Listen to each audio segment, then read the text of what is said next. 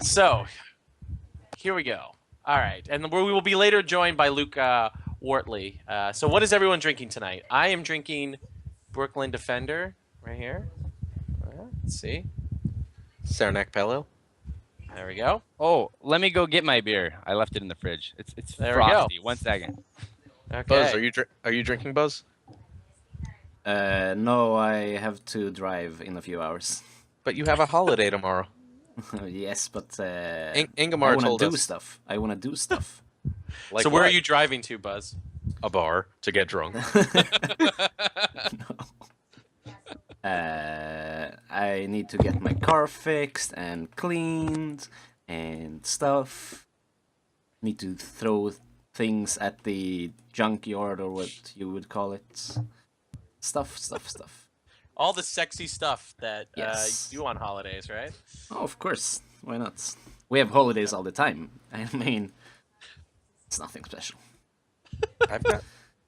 You guys, I was saying this to Buzz before we started recording, but he really does live in a paradise. I mean, Swedish companies, if you have a Thursday as a state holiday, companies will give you the Friday off, so you can have a long weekend.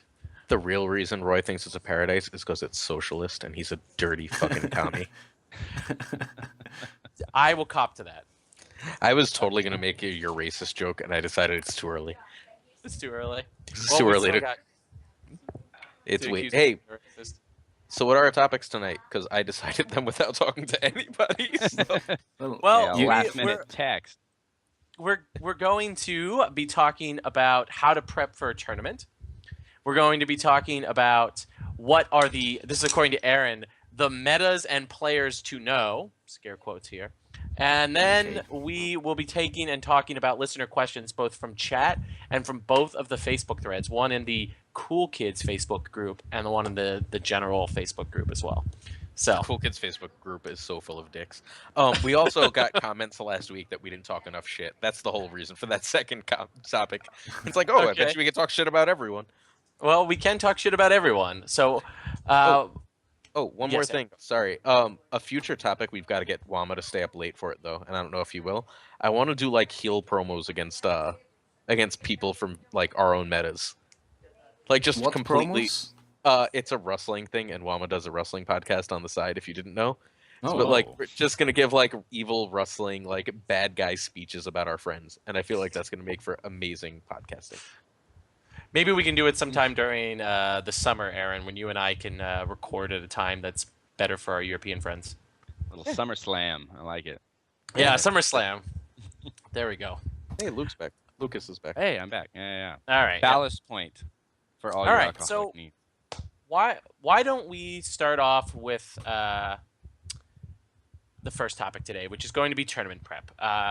As some of you may know, if you were following in the Facebook group when Dennis was posting updates, I went to a tournament this past weekend. And the Dance with Dragons, which I was also one of the co-organizers of, which I did pretty well at. I got into the top 8 before Dark Naj ran over me like a runaway freight train, which is what always happens when I play Dark Naj in tournaments. Like a Dark Naj who's a humongous human being and could literally walk on you. Yes, he is a mountain of a man, one might say. And in order to prepare for this tournament, which is going to be one of the most competitive tournaments of the year in the Northeast. I mean, we had all the Boston people were there, the Brotherhood guys were there, old school New York was there. It was just a really, really competitive meta. Now, normally, I would do a lot of preparation for this tournament, but unlike most tournaments, it doesn't happen the week before my birthday when I'm spending most of the time in Philadelphia and unable to really practice. But I did do some really important tournament prep, which is, I think you guys can see in the video cast, I grew my beard out a lot, which I do think is the most important part of tournament preparation, as Joe asked in the chat. What do you guys think? What do you think about beards and tournament prep? Is that the first thing you do when you're thinking about a big event like Gen Con or a big regional or Kubla Khan, which is coming up soon, right? In California, it said. If you are Sam Bratz, you cannot grow facial hair. But otherwise, you should grow out a beard right before a tournament. Actually, Sam has a little bit more facial hair than Seth. Seth's the one I think can't grow any facial hair. Yeah, but Seth can't win a tournament. So I thought we were talking people who won tournaments, not people who just finished second.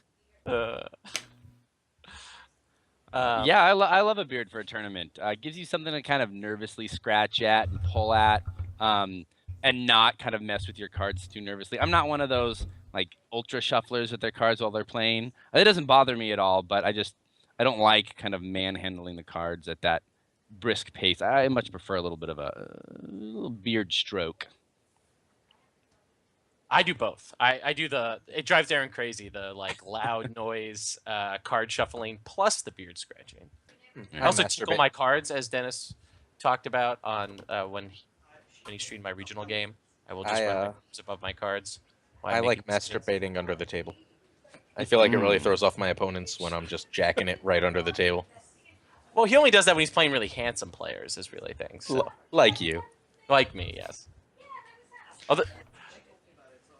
If the opponent's too handsome, I lose the game because I've fallen asleep. I mean, we are right now technically stealing a topic from Beers of Westeros, but Buzz, what do you do to prepare your beard for a tournament? I have a barber, and so far, I haven't actually played a tournament in the last, I think, 1.5 years, and not gone to the barber for. Especially if there's a travel tournament where I will meet all my friends from different countries and stuff like that. So then you need to look good. Totally reasonable. All right, can we answer seriously how we prepare for tournaments? Because our next topic is going to be total bullshit. Yeah, that's probably a good idea. SoCal, what do you do? We play a lot of games. I'm in kind of a weird spot, so I don't get to play a lot of in-person games. I do most of my testing on Octagon with 3 or 4 California players that are kind of like my go-to testing partners. But most guys, where are they? We want to know. Recently my kind of favorite testing partner has been Alex Esposito. He goes to Worlds every year like me. Like me, we usually end up with like 2 losses and like son of a bitch. But you know, we do well in regionals. We do well in store championships. He's a really good player. He's been playing. We've been playing together for almost 10 years. When we get closer to the big tournaments, though, we have some gatherings. So SoCal kind of chooses a spot. Usually it's in LA or San Diego, and we all get together for a day or 2 days and play a lot of games. That'll be like the build up to Worlds. We'll get together and kind of run through that gauntlet, like people like to kind of christen it. Yeah. I mean, yeah. Ryan Jones's house is the preferred location. I mean, does Ryan have a really nice house? It's not a nice house at all, but it's really a shed. But he's not gonna like that I said that. But he's got a really big basement, just huge. It's almost like Anne Frank would have preferred to have this basement. She would have been fine. There's so many kind of hidden passages and warrens deep within that you can just play and find new rooms every time you visit. It's a pretty cool like basement / bunker that you can just get really into the game. It's fun. In one of those bunkers / dungeon torture rooms where John Wright came up with that morally reprehensible deck you guys played at Worlds this year? John Wright came up with that deck while simultaneously cooking dinner. Just like, hold on, sure, I'll play a game on Octagon. Let me throw this deck together while I shove food in my face. And yeah, so that was just magic what he did there. But John Wright is a part of these sessions, yeah, and I look forward to hanging out with those guys this summer to gear up again. Hey, about it. Hold on, Aaron. I think you're breaking up.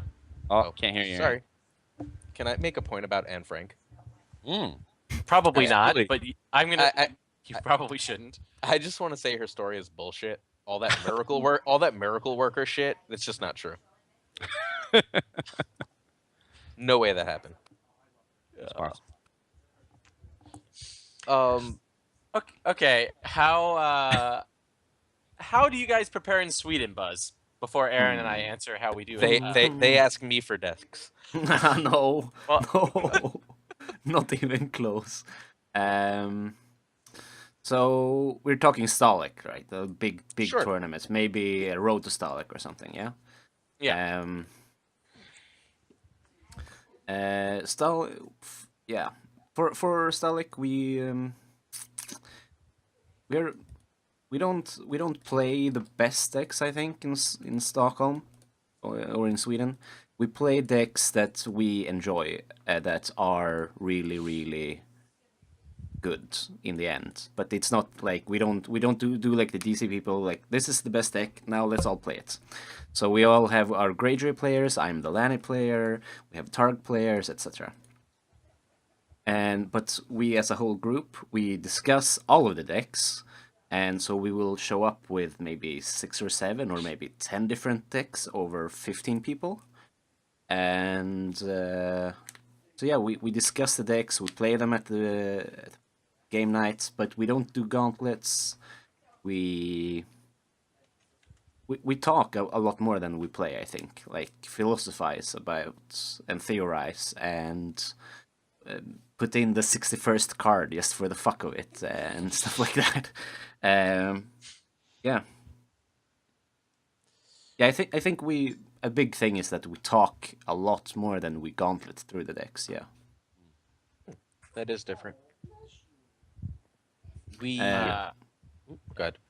But we did a little bit different thing for Worlds with the Team Europe last year. We were Mila Plant, James, and Bamford and Jacob. We built James who?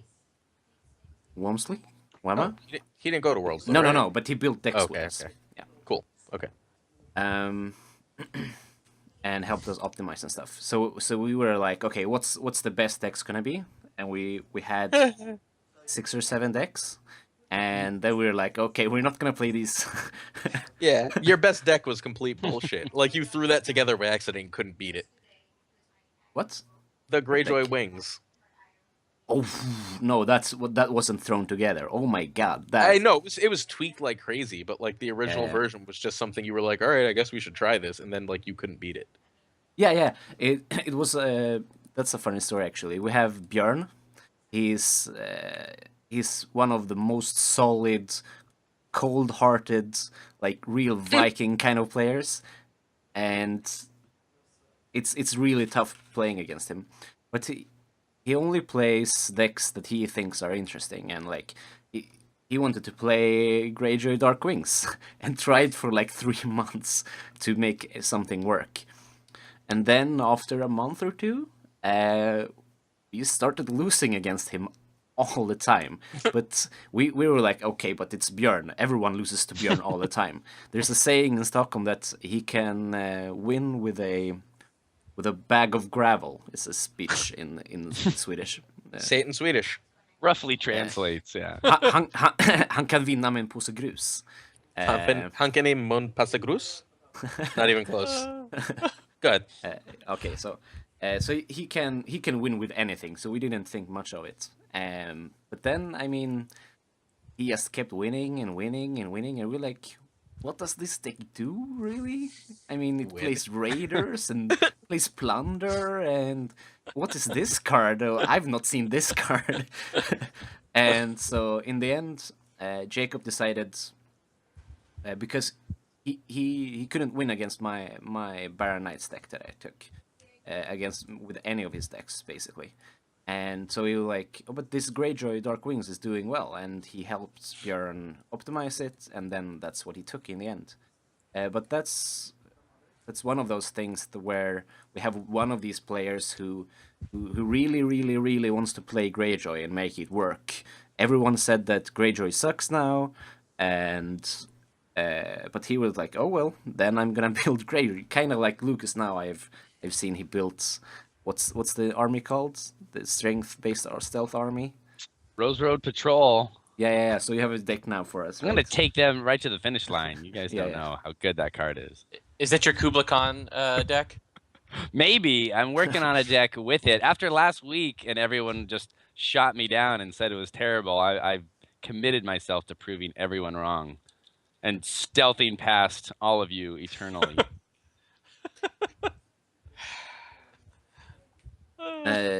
So anyway, for Worlds, So fuck that card. Next. It's For gonna Worlds, fuck you. You don't know. All right, go ahead. we in the Team Europe players, you know, the guys who showed up at Worlds in pink shirts, we all built They together. were very handsome shirts. Yes. And we had a Google Drive document where we just threw up decks, like 20 decks or something that we all thought were good or could work with some tweaking. But I think in the end we played one or two of those decks. We all played different versions. Me and LaPlante played the same deck. Jacob just didn't play any of the decks we were thinking about and played the Greyjoy Dark Wings instead. And Bamford played his own deck, etc. But there was a lot of deck building, and you know, we took a deck, we ran it against matchups that we thought it was terrible against, and it didn't work. Okay, out the window all the time. Kind of like gauntleting, but a little bit, I guess, structured. less structured. Yeah. Yes. Okay. Does this deck work? Okay, it loses 2 games. Nope. Ever. 50 game, 50 and 2. Fuck that deck. Yep. Has to win all the matches. Yeah. No, but I think there's a lot of different ways to make it work. I mean, the SoCal guys did really well, and they have their way. Jacob did really well, and we have our way of building, and DC has their way, and they did really well, of course, as well. Yeah. I mean, for Worlds, we obviously didn't build, so I went there and took a deck that Dan and Dave and Aaron built and did it a complete injustice. But Dave and John, Dan had almost nothing to do with the deck, and they keep giving me credit for that deck, but all I did was go, it can't lose to this, and add like 3 cards. Anyway, but for Gen Con, we did something relatively similar.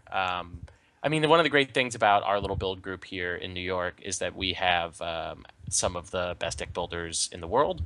So we ran our own little gauntlet in the run-up to Gen Con, which was probably one of the more fun experiences of my life, which was sitting around and brainstorming deck ideas, sort of like around. Aaron had already gone back home, I think, at this point. But I think it was because you went home Saturday night, right, Aaron? Or were you there Saturday night? I went home Saturday night. Are we talking about the Viserys deck? Yes, the Viserys deck, where John and Dave. I mean, I don't know if any of you who know Dave Stroms have ever seen Dave Stroms drunk, but he's a very, very charming drunk. And so John. In fairness, wait, time out. Roy thinks I'm a charming drunk, and I'm the biggest drunk asshole in the world. So Roy has no taste in drunk people. That's true. But Dave was very charmingly drunk, and so was John, and so was Dan. And they got this hint from Alex Hines about there being possibly in Europe this broken Viserys attachment deck, which they then reverse engineered from I think 3 or 4 cards, and then Dave proceeded to win every single game he played against Dan and Darknage for I think the whole rest of the weekend, which is how we came up with Dennis's troll deck, which, if any of you know from Gen Con, was a first edition card version of Viserys Targaryen, who reduced the amount of power you need to win the game based on the number of attachments on him. So the goal of the deck was in the first or second turn to get 15 attachments on this Viserys, so you just automatically won the game. Dennis almost made the cut. He actually outplayed himself. If he had just followed the deck's plan, he would have been in the cut. Those are the kind of experiences that we have do this. Sandy flamed out with that deck because he ran into everyone in the world. The only thing that actually beat that was Roll by Decree, and like 7 people played Roll by Decree, and Sandy played 4 of them. It was fantastic. Also, Sandy is the worst person. Like, about this, because you hand a deck... Just say the worst person, it's fine. No, he's not the worst person. But you hand Sandy a deck that the best deck builders in the world, they refined it. It could be, the single greatest deck, the second coming of Christ in deck form, and he would still botch it. But then you see what happens, and he comes to a tournament with this half-baked idea of a deck that he barely understands second edition, and he misses the cut by strength of schedule. He beat the guy who got into the cut because he had a draw and 2 modified wins. Like, just based on strength of schedule, Sandy finished 4-2, which was very respectable in a tough field. Like, Sandy is a weird player. He doesn't play well with other people's decks. He plays That's better not when true he at has, all. His at least decks are the second edition. terrible. Okay, that's 100% not true. Sandy flamed out at Red Saturday with his own deck. He's flamed out at like every other tournament but this one with his own deck. Did he play his own deck every Red Saturday? Yeah, he wouldn't. He refused to play anyone else's deck. He had this terrible deck. Like he made the cut at Pattaya with one of my decks. He made the cut, or he almost made the cut at Stalik with a deck that like 3 other people made. In first edition, he was only ever at all good with playing other people's decks. Okay. It's just second edition has like 12 cards, so you only have so many choices.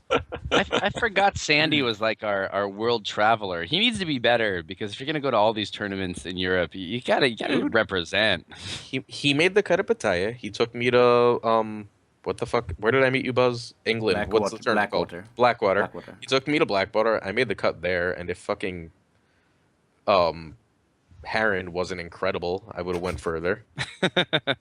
Like Heron is so good. I beat Heron. In the luckiest game in human history, and he beat me because he top decks like a motherfucker. But like, but the Europeans come to Worlds and just wreck shop and win.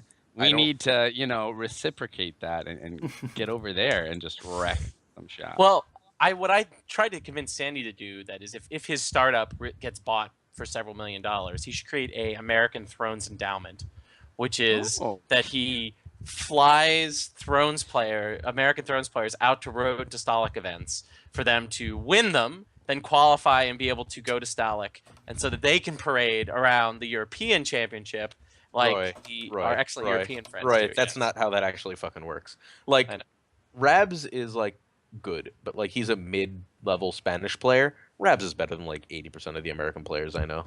I don't doubt that. The Europeans are the best Thrones players that I've ever met. We're not going to Europe and suddenly taking down like Pattaya. That shit's not happening. Like, it's just not. Like, sorry, get over that shit idea. Yeah, if you don't think Europeans are better at Thrones, you haven't played enough Europeans. Like, some of the very best Americans are as good as the best Europeans. Oh yeah. I agree. Yeah. As a European, I mean, the SoCal meta in general and the DC meta and some other individuals can play against the Europeans. That's right. That's our second subject. So we'll get to that. Okay. But yeah. So I think like big tournament deck building is all about tweaking. Mm-hmm. Like, there's a lot of really good decks that could win any given tournament. Like, we spend so much fucking time in New York looking for the deck. And I feel like that's a lot of what everyone's been saying. Like, you're looking for the deck. But the deck is the deck that you tweaked right.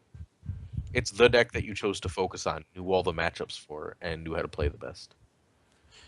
And I think Buzz's point about what deck people are comfortable with is also really important, because sometimes you can find the deck and not every player in your build group is going to be 100% comfortable with it. And matching people with really good, efficient, tournament-ready decks that fit their playstyle and way of approaching the game is as much a part of this tournament prep as possible. Just taking Lanny Jumper, I mean, Patrick made this point to me at Dance, which is that he took Sid's Jumper deck to... Why are we getting background shit? Someone have a fan on, Roy? No. Is that good? Yes. Is that better? Roy's fan makes us go... Yes, it gets very hot in just strip.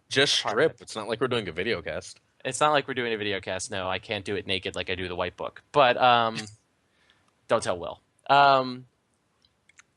My point was... Oh, yes. So Patrick took Sid's Jumper deck to the Indie Regional and just didn't do all that well because it wasn't a deck that fit Patrick's style, even though Patrick is a really good player. And so finding the deck that's not only really good and efficient and has solid matchups in the meta, but also one that fits your play style is also as important as running a gauntlet or having an efficient deck. And Buzz's example with Jakob is that Jakob played a deck that he was comfortable with, he thought was fun, and he understood the matchups and how to play it. Even if you wouldn't in the abstract say that Greyjoy, Dark Wings, Dark Words was the platonic ideal of the best possible deck. Yeah, but Jakob was the best player at Worlds who actually played to the end of the tournament. Like the person who played through the cut, he was probably the best player at Worlds. Arguments?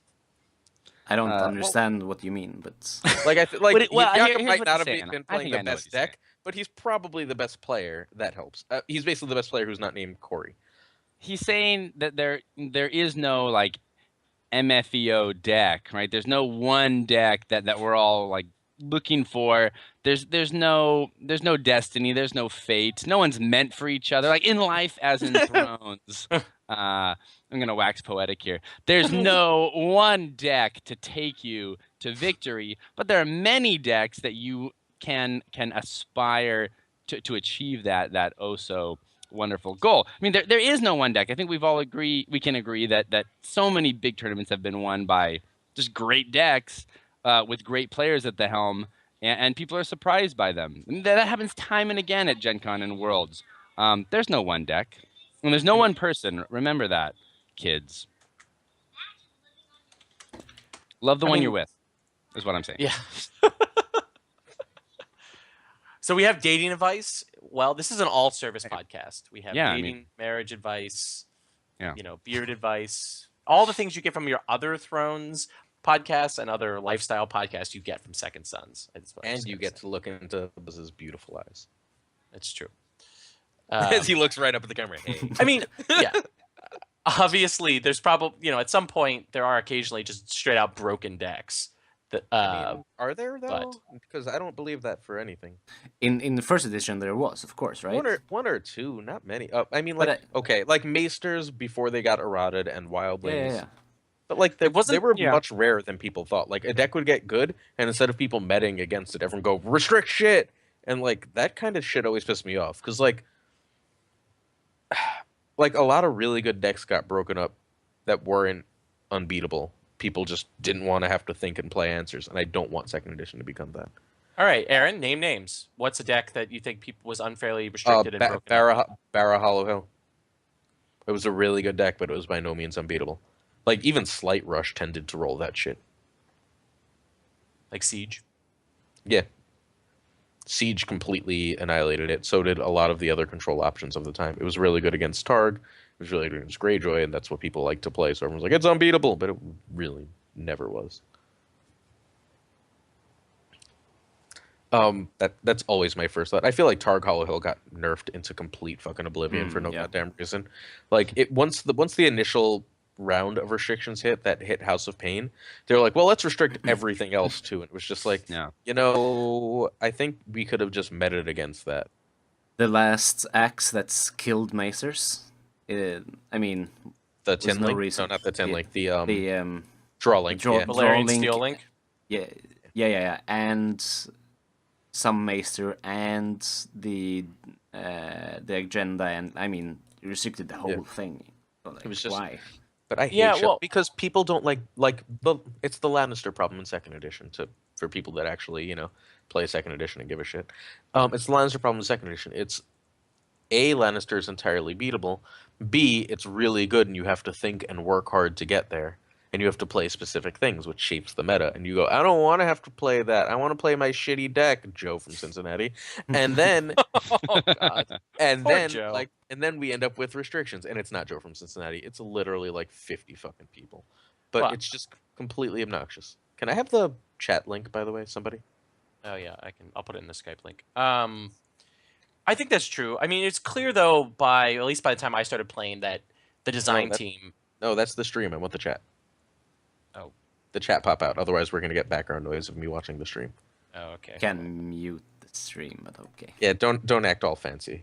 All right, keep going. Pop out. Hold on. I got it. Oh, that's so fancy. I've never actually done this before. Ooh, I feel like I'm learning. Here you go, Aaron. Thank you. Oh, cool. Now I don't need the stream open. All right. So what was my point before I got lost in this Twitch rabbit hole? Ooh, a nice streamer. Ooh, a girl streamer. Ooh. What? So bad. It was clear that the design team, Nate, by the end of first edition, was just mostly interested in making sure that the same deck didn't win twice. So, I mean, that's why the DC Maesters build was broken apart. That's why Dragon Pit was broken apart, for Worlds, was that the Worlds meta would be different than the Gen Con meta. And Yeah, but By- like if people the were time- good, the world's meta wouldn't be the same as the Gen Con meta because people would build shit that beat those other decks. I mean, I agree with you, Aaron, but I think that that's something that by the size of the card pool in 1.0, the space to just do that was a little. I don't think it was as easy. I mean, we saw with the boats, right? Did you think boats shouldn't have been restricted? Like, or Oh, the no. change that made the No, boats? both should have been restricted not because it was unbeatable, because it was the most boring fucking thing on earth to play against. And Or play. play. And play. Or play. You do. Yeah, really. Like, I saw you after. For an entire season of me going, can someone fucking knock me out already so I can go drink? Yeah. Yeah. But, or you like being a zombie for a whole ride back because of a whole day of playing the boats deck in the DC. I played Bloodthirst for a whole season too. But I mean, I see that, but at the same time, when the card pool gets as big as it was in First Opponent, it's harder to say just tech against it, just change the meta, because some decks are just so efficient that if you don't break them apart with restrictions, it's going to be really hard to successfully tech against them. Sure, but give the meta time to evolve instead of just going, nope, it's broken. That I will agree with. I think the new season structure makes that easier, but we'll see what happens. Summer and winter? Yeah, it's spread out. Like the Store Championship season is well before Gen Con and Worlds and the regional season. You know, once everything's kicking into play, there'll be some space to sort of see, do we actually need restrictions? Do we actually need these things as the card pool gets larger? So, I think we beat this subject to death. Want to take listener questions? Or are we going to do what meta first? Let's do listener questions first. All right, listener questions. The first one comes from wait for the shit talk. Dennis Harrison, which is Oh. how many licks does it take to get to the bottom of a Tootsie Roll Pop? For Roy, infinity, because I bet you they use some kind of animal fat in that, and he won't eat it. What's a Like Tootsie Roll, the by the way? owl. Oh my gosh, Buzz, please. What's a the Tootsie Roll? cultural I'm gonna thing. Google You embarrass Tootsie yourself. Roll. Oh my gosh. All right, What Sid, the while he's hell? Googling, you tell us your answer. I walk the path of the owl. You always crunch it. You always eat it. You never get to the center of a Tootsie Pop. No one's got that kind of time, ever. Ain't nobody got time for that. That's right. It's like 40 licks and you're crunching. No matter how many teeth get cracked, you just crunch to the bottom and you throw that stick away. Who gets to the actual like bottom of a Tootsie Pop? No one. No one's ever done it. The owl is wise. The owl is wise. 1, 2, 3, crunch. I don't even make it to 3. where's the it's lip often eye? like 1, you know what I want right now? Some crunch. That's right. Crunch it. Crunch it. Ruin my teeth. But I want to. Buzz, really, man. Stick Is it it we to gotta- like We gotta get together. It's a lollipop. It's a fucking lollipop. yeah. It's the best lollipop. It With is not the best. Tootsie, It's Tootsie the in best the center. lollipop. It's It got is the Tootsie. best lollipop. The best commercially available lollipop. Name one that's not this boutique lollipop world that Aaron lives in. That you can just go down to your local CVS, Blow Dwayne pop. Reed. Blow pop. I was gonna say in my youth, the blow pop. Yeah, the blow pop was Yeah. better than the Tootsie Roll Pop. Tootsie Pop. Boo! Boo! Boo! Boo! You're such a hipster, Roy. How am I a hipster? You guys are the hipsters. I mean, you got a sucker and bubblegum. It's pretty great. I'm typing in the chat, by the way. I decided my computer sucks, so I'm gonna do it this way. And I'm not even sure what Tootsie is. It's kind of like chocolate, but it certainly doesn't taste like chocolate. It's brown, that's for sure. But Oh, I can't send. but other than that, I can't really claim to know the flavor of Tootsie. It's sugar and it's brown. we should send both to Buzz. Like, just make a care package to Sweden and let him All the decide. Tootsie, all the Tootsie products. You have the little tiny ones, the long skinny ones that look like a cigarette. You got the logs that are like separated into sections, and you got the pop. You got all the Tootsie pantheon. Let's do it. Let's send it to him. Okay. So he knows. So, Buzz, what's your answer? Buzz doesn't know what these are. What was the question? If it was a lollipop, just crunch through it. You can't suck it in. Good answer. Takes too long. Next. Okay. Next question. Lance Dennis, you troll. Kurtzinger says, I apologize if I mispronounce your name.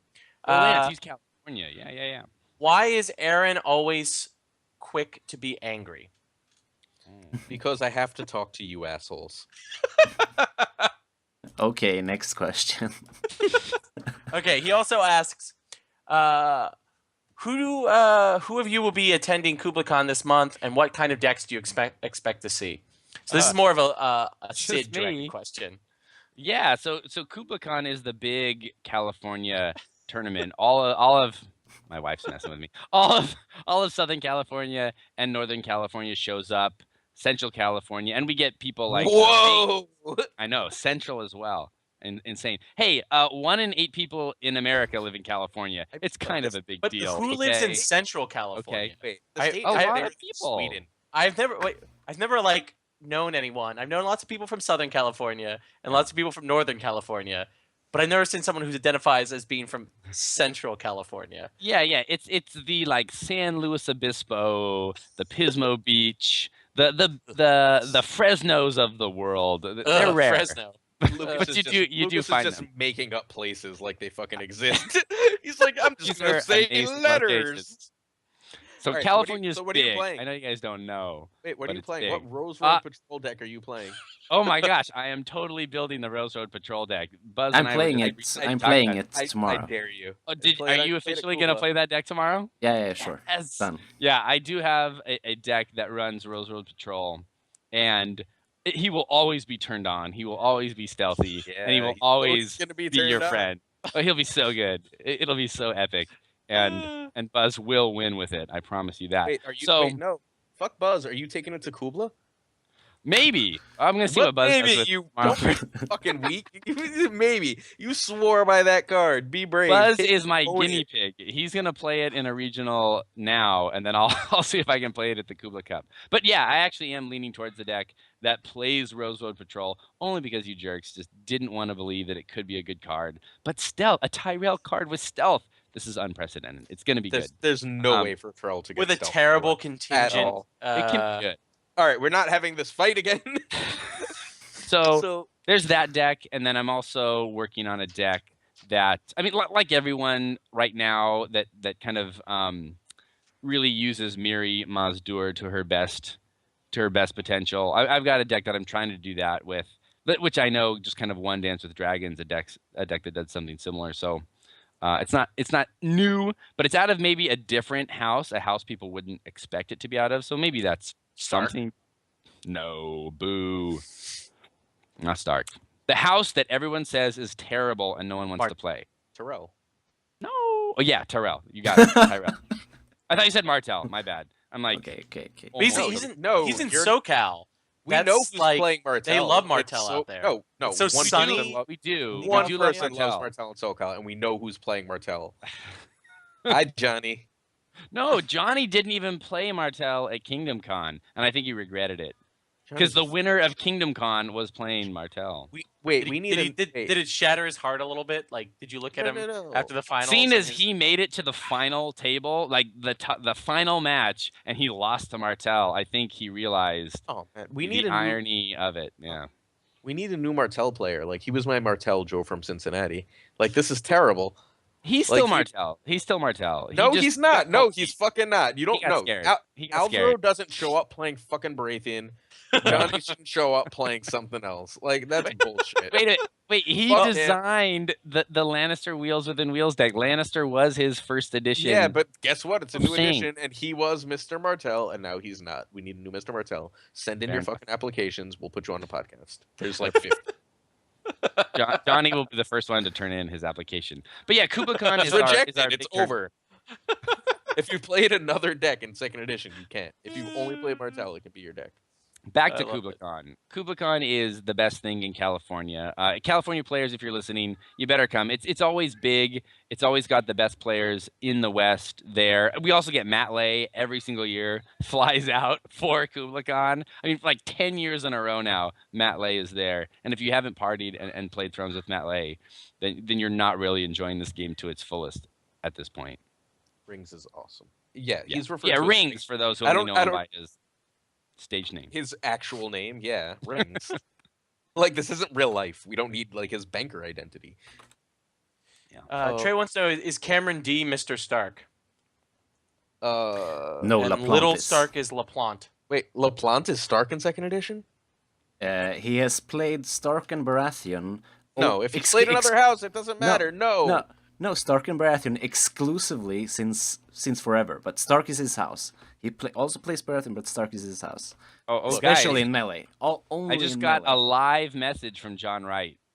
He's listening apparently, Yeah, and he's he's hurt. Handshaker, isn't he? You hurt him. You hurt him, Aaron. He's hurt. He should be hurt. He hurt himself by playing some He's other hurt. house. Well, he should feel. Look, John, if you're listening, Aaron also compared you to Avaro in the same sentence in which he was insulting you. I mean, I also So at compared least to Joe by- from Cincinnati, by so the we're all over the principle of- spectrum. Being next to each other in the same sentence, you know, you and Alvaro are similar level players. No, That's they're what Aaron was not. trying Because, to say there. no, they're not because Alvaro knows better than to show up with Baratheon. All right. Shit, I'm so disappointed. My nature. Okay. Next question. Let's see. Oh, by the way, wait. The Kubla meta is going to be all Lannister, so that you all. No, it won't. It won't. I guarantee up. it won't. It will be. So. It will not. But go ahead. All right. So Dennis, going back to Dennis real quick. He wants to know how big does the card pool have to be before draft can be introduced in a meaningful way? As a follow-up, do you think FFG will actually do draft for 2.0? It's could probably be already done now. draftable, right? Yeah, With like, the rules from Greg. from Yeah, the Greg? White Book No, from Greg. of the White Book. I've never heard him on the White Book because I don't listen. What? Wow. Yeah, you can totally draft. I think you can draft right now. When this cycle's over, you can do it. I don't think FFG will, though. I think they'll wait until maybe next year at Gen Con or Worlds. They'll introduce draft, and we'll all just love it and move forward. Do any of the other games have draft? Yeah, Netrunner. I don't fucking know. I don't play other games. I'm just asking. Yeah, Netrunner. Yeah, fuck I mean, fuck you and your Netrunner. Android game. All right. Yeah. No, I think it's gonna come. Thrones is too big, and draft is too much of a moneymaker. Like, I don't fucking know when. FFG has no business sense. So it could be like next week, and I'd be like, oh yeah, FFG released with no promotion, or it could be like 2 years and perfect. I think next Worlds, right? This Worlds is going to be packed, Star Wars and everything. They're freaking out. It's going to be just a hellstorm. But next year, 2017, is just going to be like the Thrones Worlds, and I think we get draft, and it'll be awesome. I can't wait. Draft is almost as good in my mind as the regular game. I love it. Draft is a lot of fun. I hate draft. What? I like. Aaron I hates like everything but constructed Dude, joust. yeah, I like. How do you building hate decks. draft? I like. building I love decks. drafts. I love it, but I suck so much at it. I'm so terrible. And how do you love it? I'm I thought actually you with would Andreas see. here. I love it too, but I'm fucking terrible at it. Yeah, Draft probably. is the deck builder's just wet dream. We love it. I mean, it's someone who That's likes not to throw true. decks I together. love deck building. I hate deck building. Maybe you're actually bad at it though, and that could be the truth. Sure. Yeah, like you said, That's the trick. Well, there's you're a a good difference. tweaker. Like you're a tweaker. Can we also deck builder. use that No, title? that's I not. think- I don't know. I think that there's a big difference between Oh having. fuck! Whoa, Who's here? who's What this? the fuck? He's been It's here hard for a to do. while. Oh, Yeah, I didn't I even kicked in here, realize. like, a couple minutes ago. Sorry, y'all. Hi. My bad. I can get off. That's cool. You're gonna get off on camera? That's really awkward. Well, Mm, mm, that- That's that- all. Don't get buzz banned from Twitch. Come on. That gets you banned. I just assumed. Are we it being was- watched? Is someone I mean, monitored? we're Seven, being I watched by think. Handshaker. 10, Oh, 11. that's totally Johnny Wright. I'm gonna call I him know. out right now. That's John That's Wright, John yeah. Wright. Yeah. Go ahead, Luke. Sorry Luke, about that. As you were saying, Oh, I was the gonna less say, it's just like the lesser it's just- Luke. Go ahead. yeah. Well, yes. I mean, that's obvious. Less hair, less beard. Less. The beard's coming in well successful though. decks. I told you, More it's more going well. editing power. A lot of editing. Yeah, there's that, and a lot of Spanish power. But no, there's a huge difference between building a deck with all of the cards as opposed to like making tough choices with a pod right in front of you. That's just the difference. Dude, I But don't you're a know if former I'm good CCG draft player. deck builder. Shouldn't all former CCG players love draft? Like, isn't I that? do love draft. before- I do love There draft. we go. Yeah. I mean, There we go. it's not Booster that I packs, can't do man. draft. It's that I don't care to learn the card pool or figure things out. It's just like I could be playing Joust, and that's all I want to be doing: Joust and drinking and singing, and like those are my 3 hobbies. I don't have time for like figuring Draft out is so another perfect pool. for drinking and singing. But Aaron is playing Melee at Gen Con this year. Right? Unless Daryl does. There's a rule. Oh, that's right. We got to make Oh, I Daryl do it. remember. Okay, we'll get Daryl. Luke, do you have a fan going? Do I? Do you have Luke, a you have fan or something? background noise. Background Luke. noise, like. I no. swear to God, my fan is off. Someone Alright. sounds like a DC-10 is like It- warming it- up it- in their it's backyard. Luke. It's always Luke. Luke's the Oh. worst. my fiance's in the shower. Okay. Yeah. So Sorry. we have a question. I've been saving this question because Luke's here now. So Luke wants to know, which horse do you think will win the Kentucky Derby? Place, show. I'm looking. What are you looking to? You're looking to solidify your betting for Saturday. Oh, I can answer that. Okay. Luke's mom. Luke's mom's gonna win the Kentucky Derby. It's some kind of horse race or what's? Yeah, it's a yes, horse. it is a horse race. Good job. Okay, okay. It's the horse race. Hey, the noise is not terrible on stream, according to Trey Alsop. Trey, who is a big listener, by the way, of Beyond the White Book content. So hi, Trey. He's always Beyond commenting. Right? I don't Yeah. trust him. It sounds awful. Hey, It there's sounds a, awful. Hey, there's a horse. There's a horse called Lanny. There we Oh, go. bet- That's the betting horse him. that's going to win. Aaron, that's Aaron's bet. So I'm going to go place a bet in Aaron's name. Can never no, bet not in against Aaron. In Lancer. Noah's name. So if it does win, it goes to Noah, not to Aaron. And No one needs money. Daddy. Needs So- money. Does anyone on this cast like truly watch the Derby and like enjoy the competition? Oh shit! Right after a tournament last year, the Derby happened, Me. and I fucking started yelling at people at the bar for being hillbillies. And then like that was three of the our- regional last year. yeah, That like was a three great. of our players were like, "My family has horses." I'm like, God, you're a fucking hillbilly. Yeah, out west, no one Wow. cares. We don't care. I can I can don't- say with 100% having- certainty, I- no one out do you here un- cares. Kaiser having was a there. horse- That was great. Yeah, Kaiser Having was a one of the horse racehorse- hillbillies.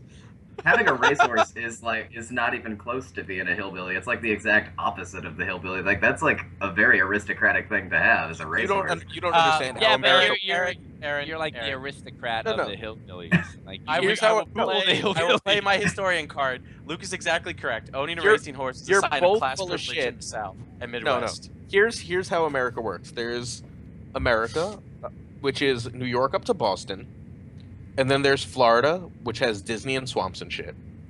Then there's Texas, where everyone has guns, and there's California, where I guess they smoke a lot of pot, and then And everyone's everything just else awesome is and happy. hillbillies. Yeah. Everyone else. I mean, Chicago. God. Chicago doesn't know pizza, so they're almost civilized, but they're still hillbillies.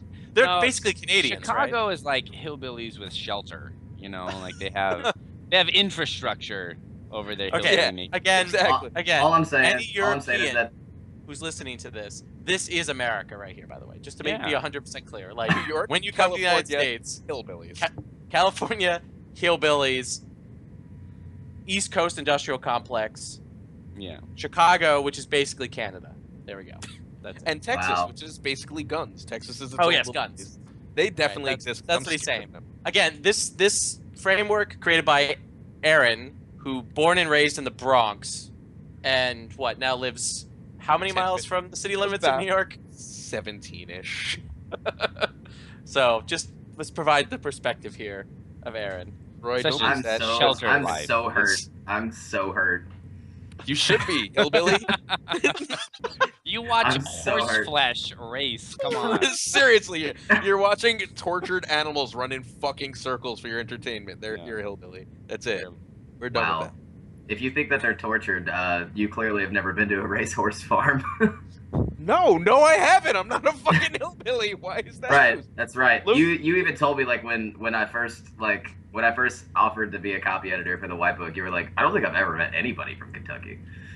I just assumed it was a fake place for rednecks. It just doesn't. It's not real. It's only the butt of the joke, and then you just add the addendum "ucky" to anything, and it becomes a hillbilly state. I mean, Right. I mean, Aaron, you would hate Kentucky. I mean, Kentucky alcohol is done on a county by county basis. It's got the largest number of dry counties in the country. There's there's such a thing as a fucking dry county. Yes. Isn't that just hell? Yes. That's one of the reasons why Imagine. people leave Kentucky, is that it has dry counties. My uncle, who's from Kentucky, used to make money by smuggling alcohol Bro, from you're such a non-dry he counties. he was a bootlegger. A Yeah, he's bootlegger, bootleg. yeah. Moonshine bootlegger. Bootlegging is, in fairness, awesome. But on print, like on. So that's brown. one of the ways he paid for college at the University of Kentucky, was he would take booze back home and sell it. Yeah, Luke, are you a big fan of bluegrass music? You couldn't have said that any more condescendingly. I actually like bluegrass. I'm not I- completely crapping on it. I do enjoy a good Hoedown? bluegrass fiddle player. Yeah. No, bluegrass is very different from like the hoedown. Very different. This is this is Aaron at his most New York. By the way, I I know. want to He doesn't I get want- it. He's, I want to apologize to all the Europeans out there. Like, the look on Buzz's face right now is priceless. Like, he's like, what the fuck are these Americans talking Listen, about? I love if that- you live in New York, you have like one perspective. Wait. It's No, the no, New York wait, state of mind, no. right? I But if can you're make Buzz in relate. California, we have Hey! I hear New York all- is waiting for you. We are okay? legion. That's what I hear. New York Wait, no, is what? I can Waiting make for Buzz understand. Buzz, you know how you're from like real Sweden and people like Ingmar are from some hillbilly other Yeah, part, yeah, yeah. part area? Yes. Yeah, it's exactly like Yeah, that. I can explain Swedish geography. As a Stockholmer, I'm from Stockholm. It is the big metropolitan area of 1 million people, and then everyone else are hillbillies. If you go 10 kilometers outside of I Stockholm, like Buzz. you are gone. You're a nobody. Yeah, you don't have an education. You're inbred fucks, stuff like that. All right. All right. On that note, We need to move on now. all cultures came together. If you don't live in the metropolitan center, in the U.S. context, that means New York, or California, or in the Swedish context, Stockholm, you were just an inbred fuck. Let's just all agree there. Yeah, that's Sorry, the Luke. problem. They all Okay. came together. Anyway, not here nor there. No. Shh. Let's move on. It's settled. We all decided international agreement. All right. No. So MT Edelman asks us, based on recent tournament attendance, where do you guys see the tournament scene heading? What do you guys see for Fantasy Flight's role? And are they helping or hindering the growth of Game of Thrones organized play? Should organizers hitch their sails to FFG or go unsanctioned? And in particular for Buzz, what's the international perspective on this? Because Buzz's perspective, with the Stalic Tour is quite different than ours here in the U.S. Buzz wasn't listening. So what did he say? No, Oh. no, but I don't quite get what he means.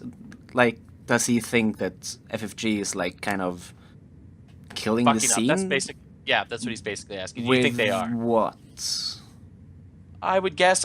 This is me reading in, and I apologize if this isn't okay. your intention. So I guess I mean, I don't like some of the stuff that FFG do, especially the tournament structuring, like top 8, 13 player tournaments. Like, what? Why? But I mean, we don't have to follow FFG rules. We never do in Stockholm. Don't tell FFG. You're not listening to this shit. No. But I mean, We always do in New York. Yeah, no, we don't. Like, we don't at all.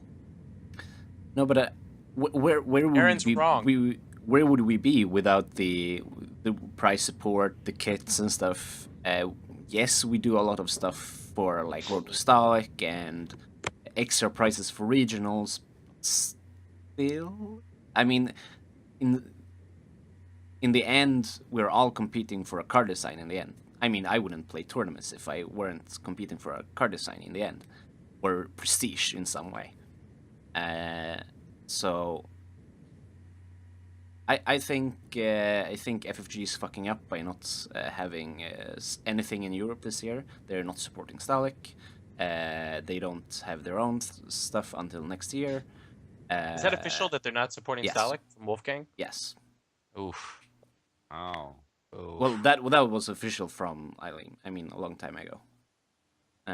Boo. I mean, I have a kind of American perspective too, and this is relevant to Kubla Khan coming up. FFG stopped supporting Kubla Khan last year, and for a decade we had almost full FFG support, and the rules seem very arbitrary. Why they won't kind of support some cons and will support others. So we end up with uh, a community-run tournament, which is fine. I think everyone who comes is happy. Look over your shoulder. No, I know she's there. I know she's there. I choose to ignore her. She's trying to steal this whole thing.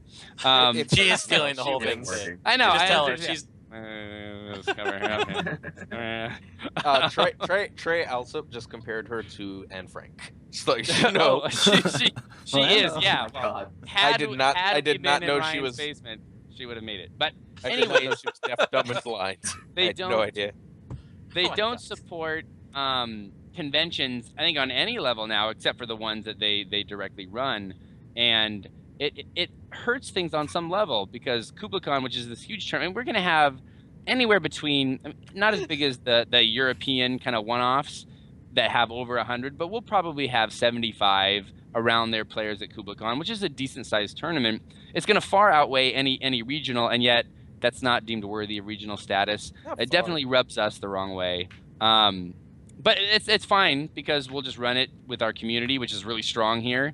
But I do wonder why FFG feels it's not a good idea to support things like Stalik and big tournaments that have been around for a long time. I can answer. Go ahead, That's- answer. So, Tell me so why. Fucking easy. FFG OP are the stupidest fucking people on earth. There's no They seem other to be like solid a revolving answer. door, though. That's for sure. Just Can I no, also they just be, make consistently terrible decisions. New York didn't get a region. Like they're just like, hey, we've got like these really supportive people. Let's shit on them so they stop playing. Maybe the people that support us will just go away if we shit on them enough. They're terrible. Like I don't get them. They're the Can I only also part of be- FFG I don't like. I Go mean, ahead. the problem. The hillbilly I think- perspective. Hillbilly perspective. Go ahead, Luke. Before So- I talk. Like in the hillbilly nation, which is everywhere that's not New York, Chicago, or Southern California, apparently. As established. Right. Luke, I hate your background noise. Yeah. It's louder and louder. It's Go definitely ahead. him, right? Because he's our Yeah. newest member. Yeah. Yeah. Must yeah, be. totally. Hold on. All right, Roy, It's, talk it's while like he a fixes shit. helicopter. Okay, well, is Luke, landing when on Luke your house. dies, That's the 747 is about to collide with his house. Do you, is it still? Is it still there? Wait, did I just hear Yeah. a girl's voice go, "Oh, puppies"? The thing is, like, could have been. I wouldn't have a problem with FFG's policy of not supporting fan-run tournaments or community-run tournaments if we got more out of their official OP. I mean, right now, in many ways, community-run tournaments, I mean, with Stalik, the Road to Stalik being the gold standard, and tournaments like Kubla Khan and the Windy City Cup, and New York's things like Dance with Dragons or Red Saturday being sort of one step below the Road to Stalik stuff. Like, you get more out of those tournaments, minus a card design, which you get at Gen Con and Worlds, that you do as regionals. Like, we offer more thoroughgoing prize support. We offer at least the bare minimum of what you get out of an FFG tournament. So that's why I don't understand FFG's policies. If FFG was to go one step above what the community could do, it makes perfect sense that they don't want anything to do. Because look, community-run tournaments can sometimes be a PR disaster, right? You get one asshole organizer who's a homophobe or racist or whatever, and they make the company and the game look really bad. It's gone. But it is gone. But right now, FFG is not doing as good a job as the unpaid help that they get from the community. And that's the thing that most frustrates me. If all regionals were run on the level of which Gen Con and Worlds are run, I would be perfectly fine with FFG having this sharp policy of there's these community You don't think world Gen and Con then is there's sharp? our world. But the fact that that's not the really case, you think Gen Con is all that well run? I mean, Like it's I always too few rounds. It's always packed. We're there till like 2 a.m. because they refuse to do 2 days. I don't think Gen No Con's especially well run. streaming. No I think the no streaming streaming thing has to do with the shitty. Oh wait, we're not. That- some Hey, of we're that- not streaming. Yo, we're not streaming. The stream's What? working for me. I'm the worst. It must be my fault. Didn't you just say no streaming? At Gen Con, it's fucking stupid. Oh, That. Oh, Oh. then Oh, I just thought you tell us meant on that the we middle of were a like- stream. No oh, I spoil. thought you meant our stream stopped.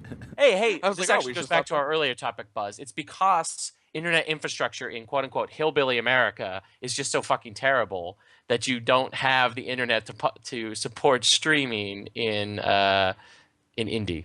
Like Oh, trying to. America. where All the is worst. Gen Con? Where's Gen Con? Indianapolis. It's in Indianapolis. Where's my Indianapolis? It's in my local meta. No way. It's in actually. hillbilly It's country. fucking- Okay. It's fucking- like It's in the the middle or state something. that Donald Trump just won in a landslide. Ah, okay, I That's understand. That's every fucking state. See, That's our next see, president. Lucas understands me.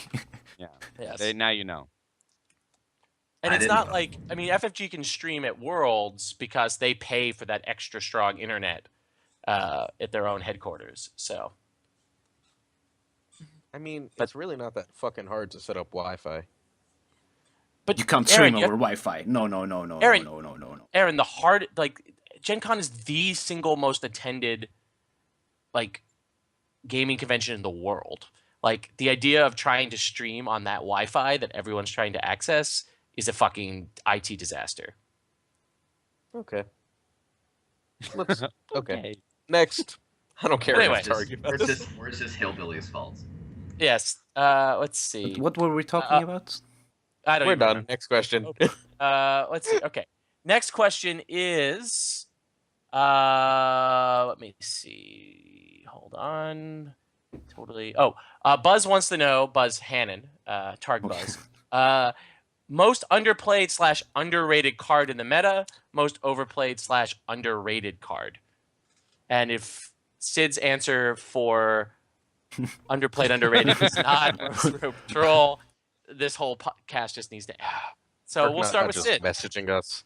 All right, I'm gonna throw a curveball and I won't say Railroad Patrol. So underplayed and underrated, is that the question? Yes, this is from Buzz Hannon, yes. Okay, ready? I'm gonna drop a plot on everybody, and it might actually be bad, but it's certainly underplayed, and it might be overrated. But in this kind of current meta we have right now, I think there's a place Okay. for Power Behind the Throne, the plot. Ugh. Yeah. No, You're yeah, gross. I know. But no one plays it, and right now, getting multiple challenges out of some very specific characters is super Miri. Just strong. say fucking Miri. Or Gregor. Miri or Gregor. Yeah, just say He Miri. can do some amazing things, but especially with Miri. I mean, like I said, it's this meta right now. Getting 2 out of Miri can be really, really, really good. I think there's a place for the plot now, whereas there wasn't really a place for the plot before now. So underrated and underplayed. Market 8. I vote Tywin Lannister. Get out of here. Like there's Somebody- people that still don't think that he's the best card in the game. Oh, He's the actually, most wait. I have a- underrated card? Wait. no. Yeah. What are you Like, talking Okay, so the questions are underplayed Wait, my- / underrated. So we have a Underplayed and my real underrated. My I real gave a good answer. answer. My real answer for underrated right now is Danny. A lot She's of not target decks- underplayed though. Come on. Can I didn't say underplayed. I said underrated. A That's lot of the- target decks right now. Can I fucking finish, you fucker? Fuck. No. All right. A lot of people are cutting her from decks for Miri. I don't think that's the right answer at all. I feel like Miri works really well with Danny, despite that you can't both use them both in the same challenge. And I think cutting Danny is just like silly. Like you're really weakening your Dracarys. You're doing a lot of bad things to your deck by cutting her.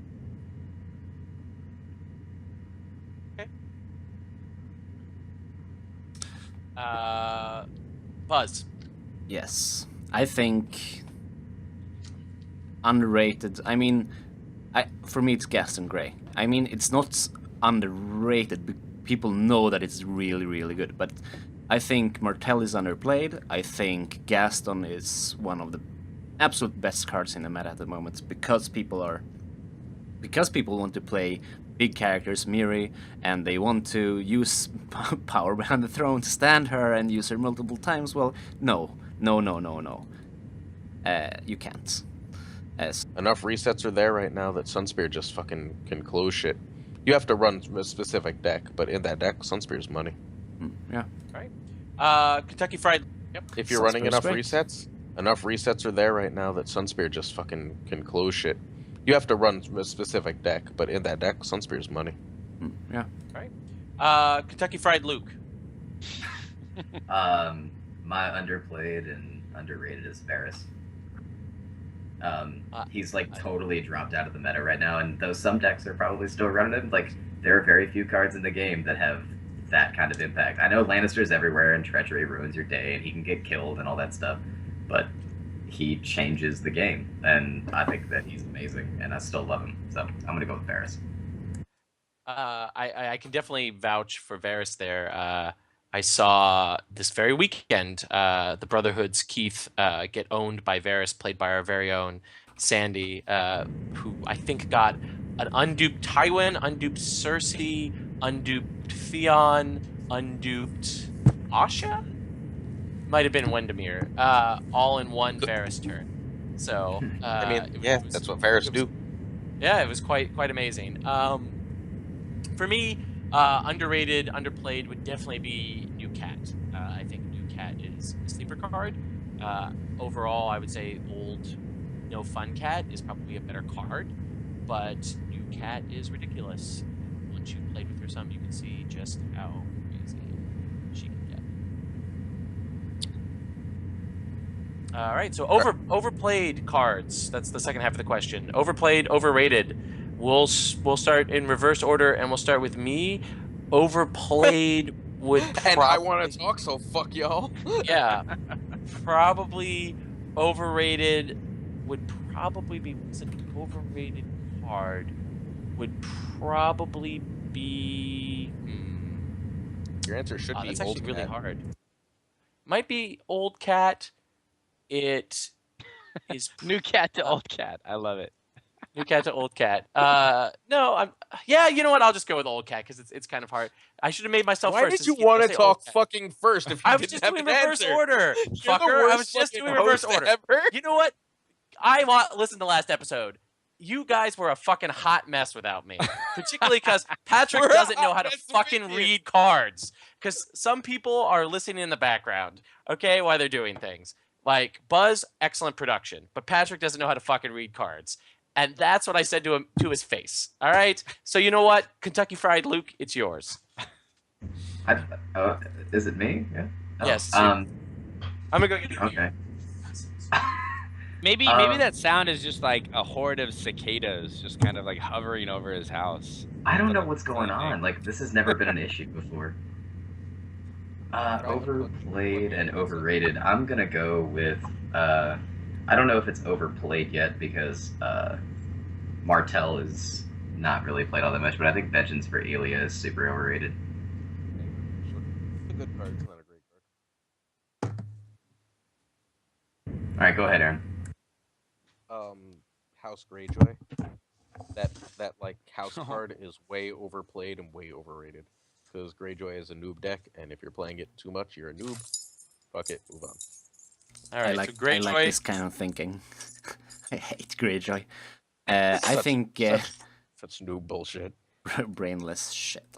Sorry, all newbies, but so really. I think Hans Judgment is in too many decks.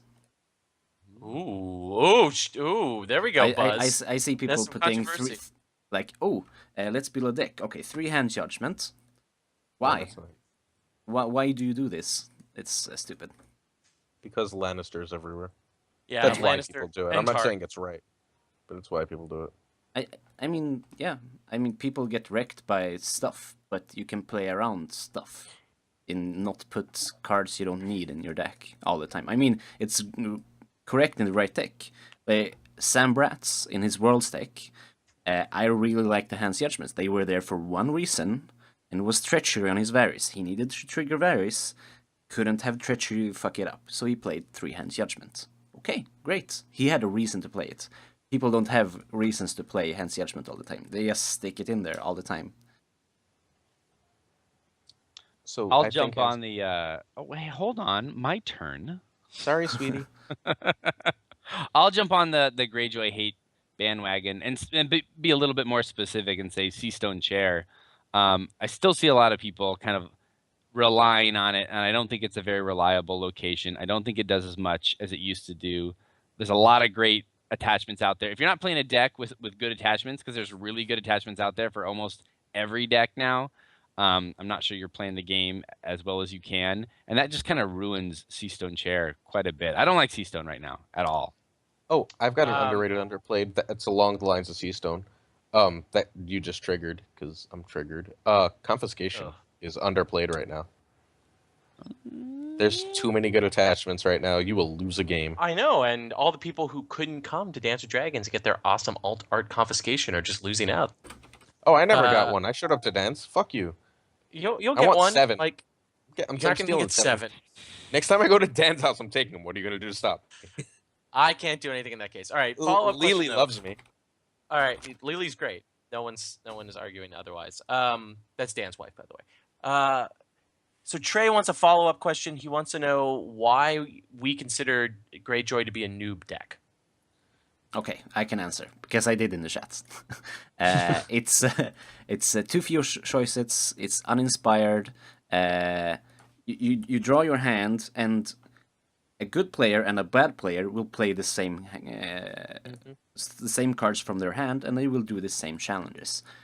There's nothing to if a beginner plays the deck and a world champion plays the deck, it will play the same more or less, I think, and that's bad.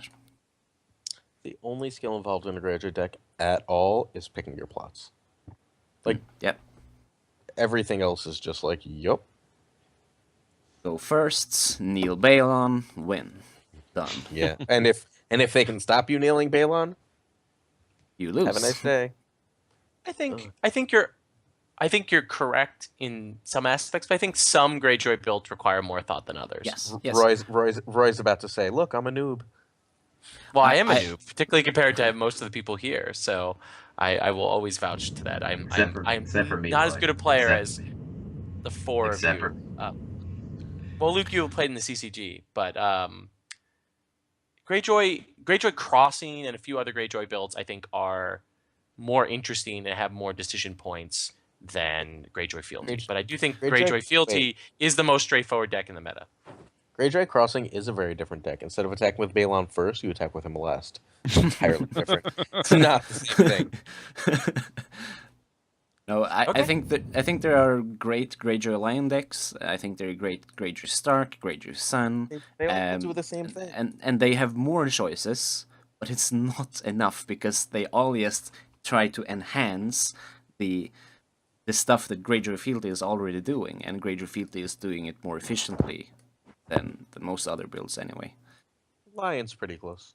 Yeah, I mean, I think Greyjoy Lion is the best Greyjoy build at the moment, but I don't know. I don't play it. Sid or Luke, do you want to heat on Greyjoy some? I don't play him ever under any circumstances. I don't like it. Yeah, you just talked about the fact that I was a CCG player and I played Greyjoy all day, every day in the CCG, but the way that they are now in second edition, it just feels like, I don't know, it also feels like there's a lot of luck involved too, right? Like, if I draw the right cards, okay, cool. If I don't, then I guess I lose because I have 3 or 4 like optimal plays per game, and if I don't see a couple of those, then it's over for me. So Greyjoy as a banner is acceptable? No, I mean, sure, it's a good banner, but like you're bannering know what you're bannering for. You're saying like, I like stealth and Iron Mines. Iron Mines. Right. That's fine. Like, it's not. Look, it doesn't change the skill cap. It just makes some decks better, and saves make things a little more consistent. And consistency is good. Yeah, particularly in this hyper kill meta that we have right now. All right. Miri says hi. Yeah, Miri says hi. Put to the Sword says hi. Tywin says hi. That fucking mountain pulling 2 6-costers in one go says hi. But anyway, Justin asks, has removing Morbin from the rules served the intended purpose of streamlining everything and making the rules more intuitive for new players, or has it made even bigger problems, such as issues with Jory Cassell and 2 claim plots and Benjen being killed and triggered multiple times in a phase? The latest Nate and Alex Hines and K-Tom ruling that everyone loves. As long as you have a lawyer and a scientist determining the rules, we're going to have stupid-ass rulings. I blame Alex Hines because he's the worst human being I know. There's nothing wrong with any of our I rulings. think he love 'em kills all. puppies. I'm pretty sure he murders puppies. Come on. No. Oh, so much shade. I have not had a problem with a single ruling so far. No. Not a single one.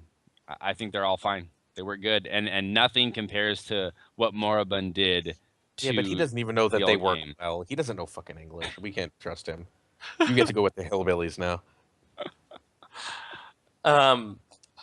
I will also actually agree with Buzz and Sid in general. All of the, I think the only really questionable ruling has become a meme, and I'm Arbor? pro that ruling now.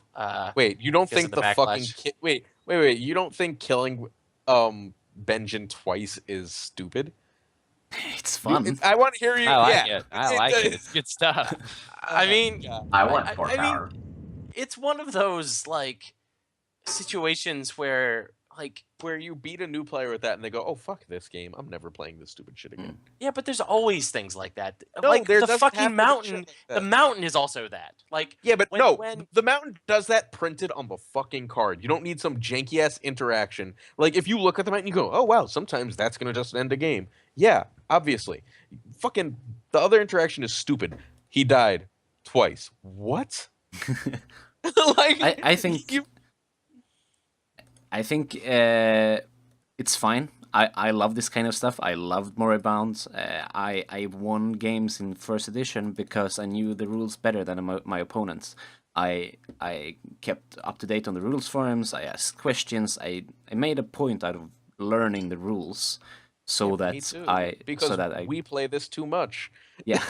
But I think the only people to blame are FFG and And playtesters. Yeah, And playtesters. Alex Hines. Obviously, Who he's a admitted- playtester, right? who admitted to it right for the start box. So Alex Hines' fault. Got it. he's but- admitted it for both the first cycle and the box. Yes. But yeah, I mean, just playtests and don't have these interactions. There are wording mistakes. There's not doesn't have to do with Moribund or anything. Just word the card differently so these interactions don't come up. I mean, it's hard as fuck with this kind of timing structure, but They need a copy editor. Well, they have a copy editor. and his It's name Alex is Hines, isn't it? should I get my copy of Wolves of the North out, which has Alex's name? Is Right everyone there. just gonna blame Alex Hines for everything from now? That's fantastic. It's not even just me anymore. I won't do it. Sure. I won't Sure. stoop. I Are we also actually gonna- are we I- also as gonna much as play I like to Alex? give- whoa, as much as teasing Alex about some of this stuff is fun, like he does put And more true. work into the rules than almost anyone now at this point. So he does deserve a lot of credit there. Like Alex Sure. puts the hours in. To make the hobby Just- list. Got it. Let's move on. Are we also going to blame Alex for Beyond the Wall only being every other week now? He murders puppies on his off weeks. I'm telling you this would. yes. I mean, if anyone would know, it would be Aaron. He does talk to Dark Naj like 24/7, 365. So I With- woke up to a bunch of texts. 366 Like, this what are year. you doing? with Benjin, a Night's Watch character got slightly better than his already not so good status. This is what people are upset about. Come on. I mean, look. Also, Nice. like that Benjamin interaction is so specific and will happen in 1 in 40 games unless you truly build a deck to abuse it. And are you going to win a game? Like, can you By build gaining deck? 4 power for playing one plot? Yeah, you can win a game that way.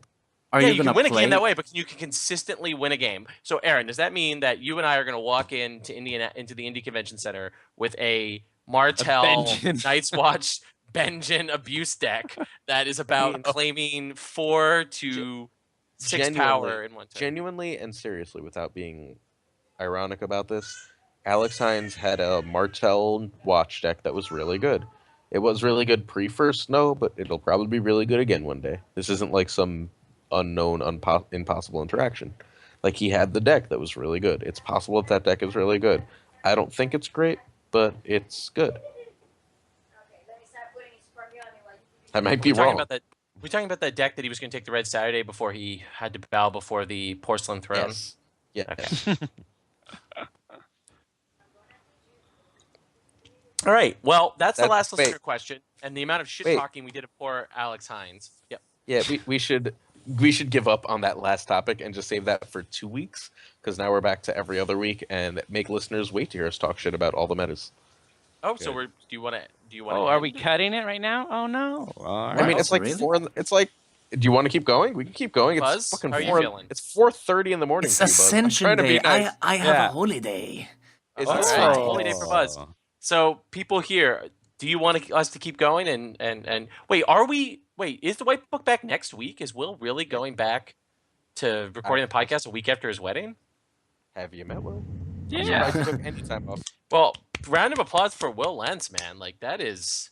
Yeah, I was in you're his so much situation, I'd take you're another so much better of a person than Alex Hines. It's fucking amazing. Also, round of applause because I'm gonna tease something here. We're actually revamping the website with a new theme and more navigable like bars and structures and everything to be able to make articles better accessible. Everything like it's gonna be great. It's my Awesome. fault.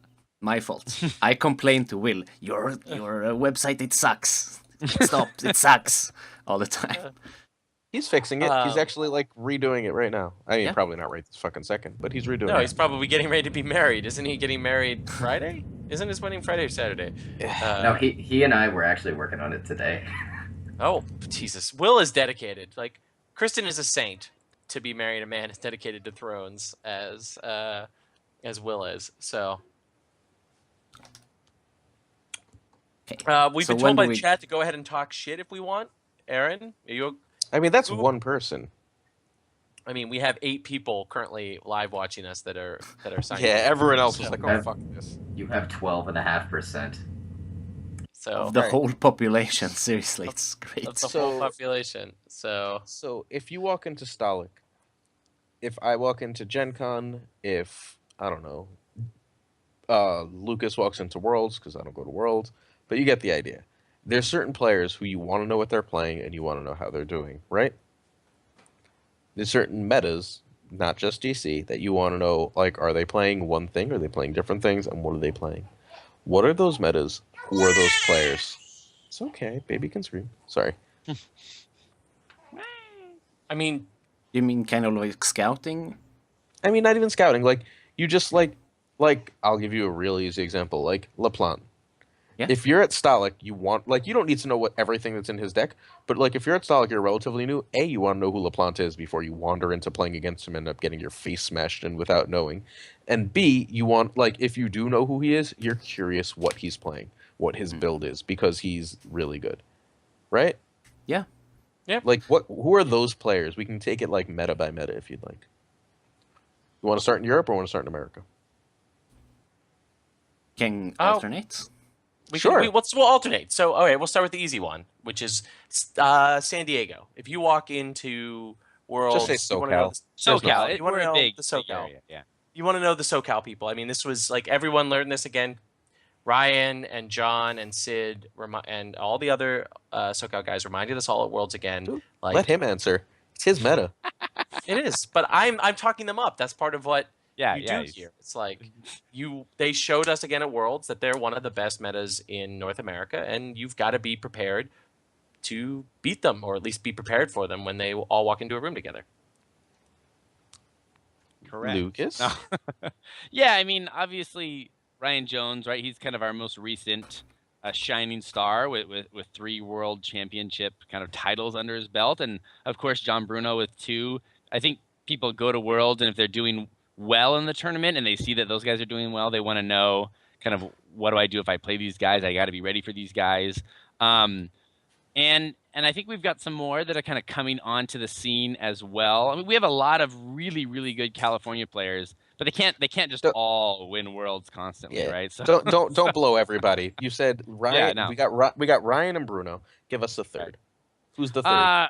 Right now, if I have to give, can I give a third and a fourth? Can I do that? Can I give Yes, two? if you're, I guess I'm if you're a gonna go all politician. the way up to Northern California, okay? Because that's where I'm from, so I still kind of keep pretty close ties with those guys.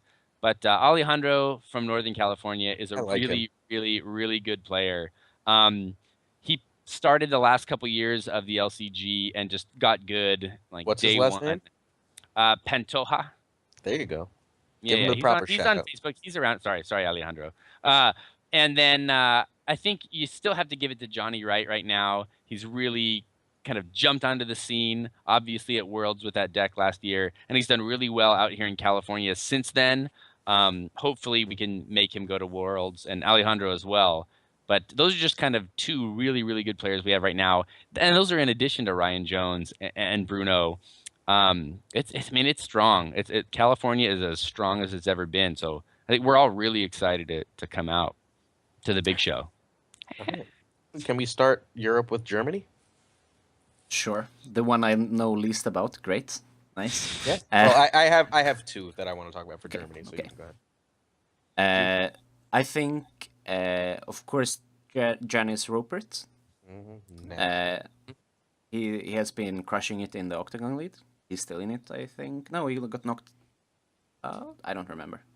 Anyway. And then we have Daniel Goebel. He's a CCG player and been playing forever and is really great. And then I think I would have to name Helmut, I guess. Yeah, Helmut is great. He's not the best player, but sometimes he is. He's solid. He knows the rules. He won't.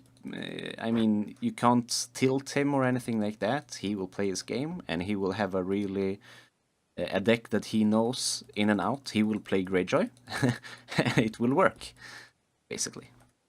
So I'm gonna add Florian to that list. Yeah, it's the one I've never met. Yeah, I've never met him either, but Florian's one of the only people I've played regularly online who just crushes me. Like, I'm around 50-50 with everyone else, no matter how good they are, and Florian just consistently beats my face. And he's also got the best draw luck in human history. But hey, so part of that question. deck building, right? Trey wants to know: are you saying these people could win with a bag of rocks? Are they terrible? Like, even if they're playing a bad deck, do you think these people could win? I think part of what makes them so good is they don't play bad decks. Yeah, they're not showing up with a bag of rocks. Yeah, that's true. Next meta? Let's shit talk Tulsa. Well, I mean, in first edition, you couldn't deny, like, Kaiser. Like, you immediately wanted to know what Kaiser was playing. Yeah, but he blows at second edition. Like, he knows he does. Kern is the man. Yeah, but Kerns don't travel. Are there good players? The Kerns don't travel. I mean, all right, Matt Phillips is really good. Like, first edition, second edition, whatever. Like, he is a really good deck builder, and he's a top-notch player. And, like, I'm always curious to know what he's playing, because it's usually not only good, it's a little different and interesting. Mm-hmm. So Matt Phillips is the only one, really?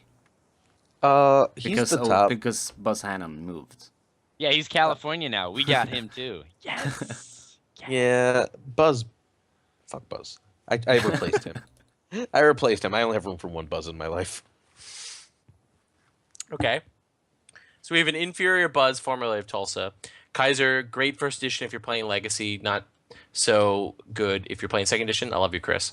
And then Matt Phillips. The Kerns. The Kerns are really good. They just don't leave Tulsa. Yeah, well, I mean, that's a problem. Luke, do you have any Tulsa editions? I don't really know anybody except Alex. So, yeah, I mean, I think that y'all greatly overestimate the amount of first edition I actually played. Fair enough. All right. Then we go back to Europe. Do we want to do... Well, we talked about La Plante, so we can skip France. Do we want to do Spain? There's hard choices France. People have to make. There are... I mean, you want to do France or Spain? France or Spain, Buzz? France, no. Okay, great. You are king of France now. So Cabe and La Plante, and we're done. Cabe is Spanish, but okay. Cabe is Spanish. Cabe is awesome. All I know, I don't know what language he's speaking. All I know is I like him. It's not English, at least. Right? I got that far. It's like, this is a romance language. We're good. Yeah. we have LaPlante, of course. He's great. Always in second place. It's it's the Seth Lowe of Europe, right? No, Seth Lowe is the LaPlante of America. Okay, you got to great. Okay, LaPlante's been doing that for years. yeah, but he's notorious for sitting at final tables and losing. And then we have Cutie, a kind of new player. I played him in the semifinals of Tony Dolomon. And Is he that Martel deck or that Barra deck? I mean, Planet Crossing. Oh, okay. I know what you were playing. Wait, Yeah, but was he the guy that knocked out Tomas? it was a mirror. Okay. Yeah, I think he knocked out Tomas. Yeah, I think so. He's great. And then, of course, I think Guarik Boyne, or however you would pronounce it, he was at Worlds 2013 final. Garrick. Garrick, Yeah, yes. he's really good. Yeah. I lucked out against him in the top 8. I shouldn't have won, but I did. Was he the Baratheon deck? Yeah. Hey, Martel Stag. You know who's better than him? Alvaro. Well, we'll get to Spain. We'll get to Spain. we'll No, get to Spain. I watched them in the fucking semis of Worlds that year, and God, I'll never forget that game. I've never seen anyone play a better Game of Thrones. Oh, cool. Yeah, those are the 3 I would name for France at the moment. There's one guy who has a really cool name, but I can't remember who that is. Katagena, Elv. No. Kat is great. No. It's like a fake last name, and he's on all the things. I don't remember. On all the things. Oh, Okay. Kavoth. What? He goes like he has like a Kavoth bullshit in his name, but he ends up like he's on the top of everything friends post, and I'm like, huh, because it's notable because book character. I don't know what the fuck his real name is. Someone will tell me. Can you write in the chat so I know? Next meta. All right, it would be the U.S. So who else do we want to do? We want to do Chicago? I mean, sure, Tommy. We done? I mean, nah. Like Doug's. I don't know if Doug plays second edition. I'm good with just saying Tommy. Fuck everybody else. I mean, I love Tommy, so I'm okay with that. All right. Well, do we want to do 2 U.S. then? Since Chicago. Do we want to do the Midwest in general? How about Wisconsin? Because Wisconsin actually matters. I mean, are we talking about? I don't know. Can you separate the Wisconsin guys from DC? I mean, they're all good friends. They all test together. Yeah, no. Patrick.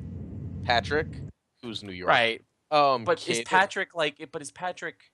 He's not. I mean, he's Wisconsin geographically, but even before he became tied into the Northeast conspiracy stuff, he conspiracy. God, don't call it that. What the fuck is wrong with you?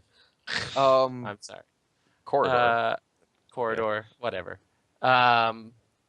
He wasn't tied into those Wisconsin guys. You know what's wrong with conspiracy? They spell it with a K like they're fucking middle schoolers. Like K's are so much cooler than spelling things with C's. Fuck that. That's all right. stupid. Anyway, so Patrick, okay, and then Sam obviously and Kid, and geographically. and Chad Baumgart. Chad. Don't forget Chad. And Tim Peterson. Who? Chad Baumgart. He's fantastic. He's like supposedly like he's one of John's like Thrones idols. But he's supposedly like he's one of Corey's best friends. He's why they're so close. I think he's actually Kid's genuine best friend and fantastic player. And Tim Peterson as well. I like Chad. He's a nice guy. And Eric, but no, where is Eric living these days? Is he still in DC itself, or did he go back to Wisconsin? No one cares He's what in Eric's DC, doing. I think. Who cares what Eric's doing? We're talking about players that matter right now. Oof. No love to Cameron Davison in Minnesota. Minnesota's a real place. But Wait, no. Wait, Time out. No, fuck the Minnesota meta. I watched that whatever tournament that was, and they were all terrible. And no love for Minnesota. Stream something better, you'll be in. I like Cameron. I'm like sure Cameron he's a great too. guy, but like I'll care what you guys are playing when you stream a better tournament. I like Buzz, Cameron too. Buzz, if you walked into a tournament and you were like Minnesota players are playing, would you turn your head? No. Yeah, no. I've never heard of a single one, but You met Cameron at World, Buzz. I'm sure he's a great guy. Stream a better tournament. When you streamed that tournament, it was the worst. That was Minnesota, right? I'm not crazy? No, it was Minnesota. Yeah. Yeah, hated that Was tournament. What tournament are you talking about? There was this tournament they streamed that Or was it might like, have been Michigan. Yeah, it was Michigan, Michigan. that's it. Michigan It was Michigan. was Okay, awful. I'm sorry. tournament. I take back my hate for Minnesota. No, Cameron. Cameron is like they're all hillbillies, so it's fine. Cameron. Cameron is like the start guy right now. Yeah, Cameron's a good player. Okay, so sure, Cameron and you know who else is good from Minnesota? Our friendly card game DB moderator. Oh, Evan? Yep. Evan's good. And Evan's really nice. So So I'd everyone want should to like Evan. Yeah. Pipes. All right, well, let's just do this. Michigan. Because Go fuck okay. themselves. We've already doubled down on being super bigoted over the middle of the United States. So let's just limp anyone who does not live on one of the coasts of the United States together in one giant uber meta. So let's throw Greg. Wait, there. no. Missouri is its own thing. Missouri is Missouri its own thing. Okay. You are not fucking throwing Missouri. For Thrones, Missouri has like fucking 4 world champions and the best podcast host there is. So like they need to be their own meta. All right. Besides Missouri, then who else in the Midwest and Upper South? Rings. Rings. Okay. Nebraska. Ooh. What? Yeah, Rings in That's his where one he man lives. meta. His one. I was like, what's in Nebraska? Isn't Rings in his one meta. Isn't Casey in Nebraska now too or something? Isn't like the Does first Casey world play? champion? Yeah, he plays again. Casey's in Michigan. Casey's Michigan. Okay. I knew he was in one of the like. Yeah, but we Western already said states. fuck the Michigan meta. We're done with that. How about Vansel? Oh, He's yeah, always in the Vansel. cut. Yeah. He's always in Yeah. the cut. One day. Kyle he'll- had a really good run at Finish. Worlds. He was a final table at the Melee a few years ago, right? I think so. I don't know. I think His so. deck did things for him. I watched most of Kyle's His tech games, did. and his deck took a big dump on his Dark Wings took a big dump on him. And what was that the top 4, top 8? I can't remember. That's obviously a deck that Oh, can win a major tournament because that shit closed Stolic, right? Dark Wings. What? Yeah, what Stark Wings. Stark Won Wings. Yeah. Stolic. Yeah. One Stolic. You didn't know that? How do you not know that? It's a I couldn't Stolic. remember what one. I couldn't remember what one Stolic this year. I'm sorry. Bad Thrones geek. All right, so we're I done with the apologize. Midwest. Spain, right. so Spain. Buzz. No, Alvaro, obviously. go, Aaron. Tell me, Spain. and I'll correct you. I think. Alvaro. Alvaro and Heron, Chefo. I don't know if he still plays. Shit. What the fuck is his name? Tarkin. Doesn't play anymore, or Does not much Tarkin at least. quit? That's sad. He was really good. Yeah. Who am I missing? Cabe, because apparently he's Spanish and not French. If you're going to a tournament and are going to check Wait, up on 3 people, are you done? 3 Yeah, people, right? I don't know. I probably know more. If I'm gonna check He's out 3 done. people, it's Tell us the Alvaro, truth now. Heron, and Jesus. I would think. I mean, I would check up on Alvaro just because he's famous, right? I'm not sure he's in the top 3. Really? Yeah. He wasn't. He was in first edition. Yeah. Oh, yeah, this is a new world. Yeah. Was he? Yeah. Ooh, shots fired by Buzz. Here we go. I mean, I love him. I'm his biggest fan after Ingrid, but but I think Oh. Who were the 3 Alvaro, better? Alvaro, Shadowblade, Oh, Shadowblade. I and- forgot Shadowblade. and No, you kicked Alvaro out. Who are the 3 that are better than Alvaro? Shadowblade. Who else? then I would have to say Tarkin, even though I'm not sure he's playing. Tarkin, of course, and either Jesus or maybe Sato. Shep. No, not Sato. I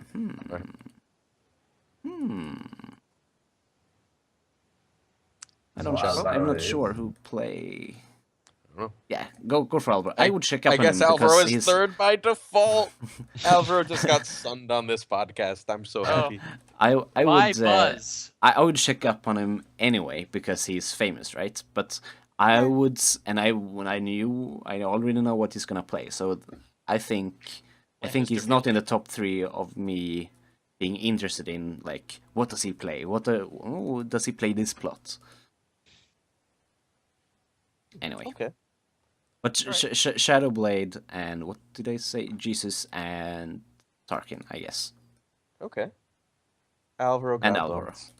I really hope he's never going to listen to this, so it won't matter. Maybe someone will tell him. Okay, back to the U.S. then, or do people have other comments about Spain? How about Texas? Hey. I don't know any of the Texas guys. Is there a meta? Yeah, there's one guy.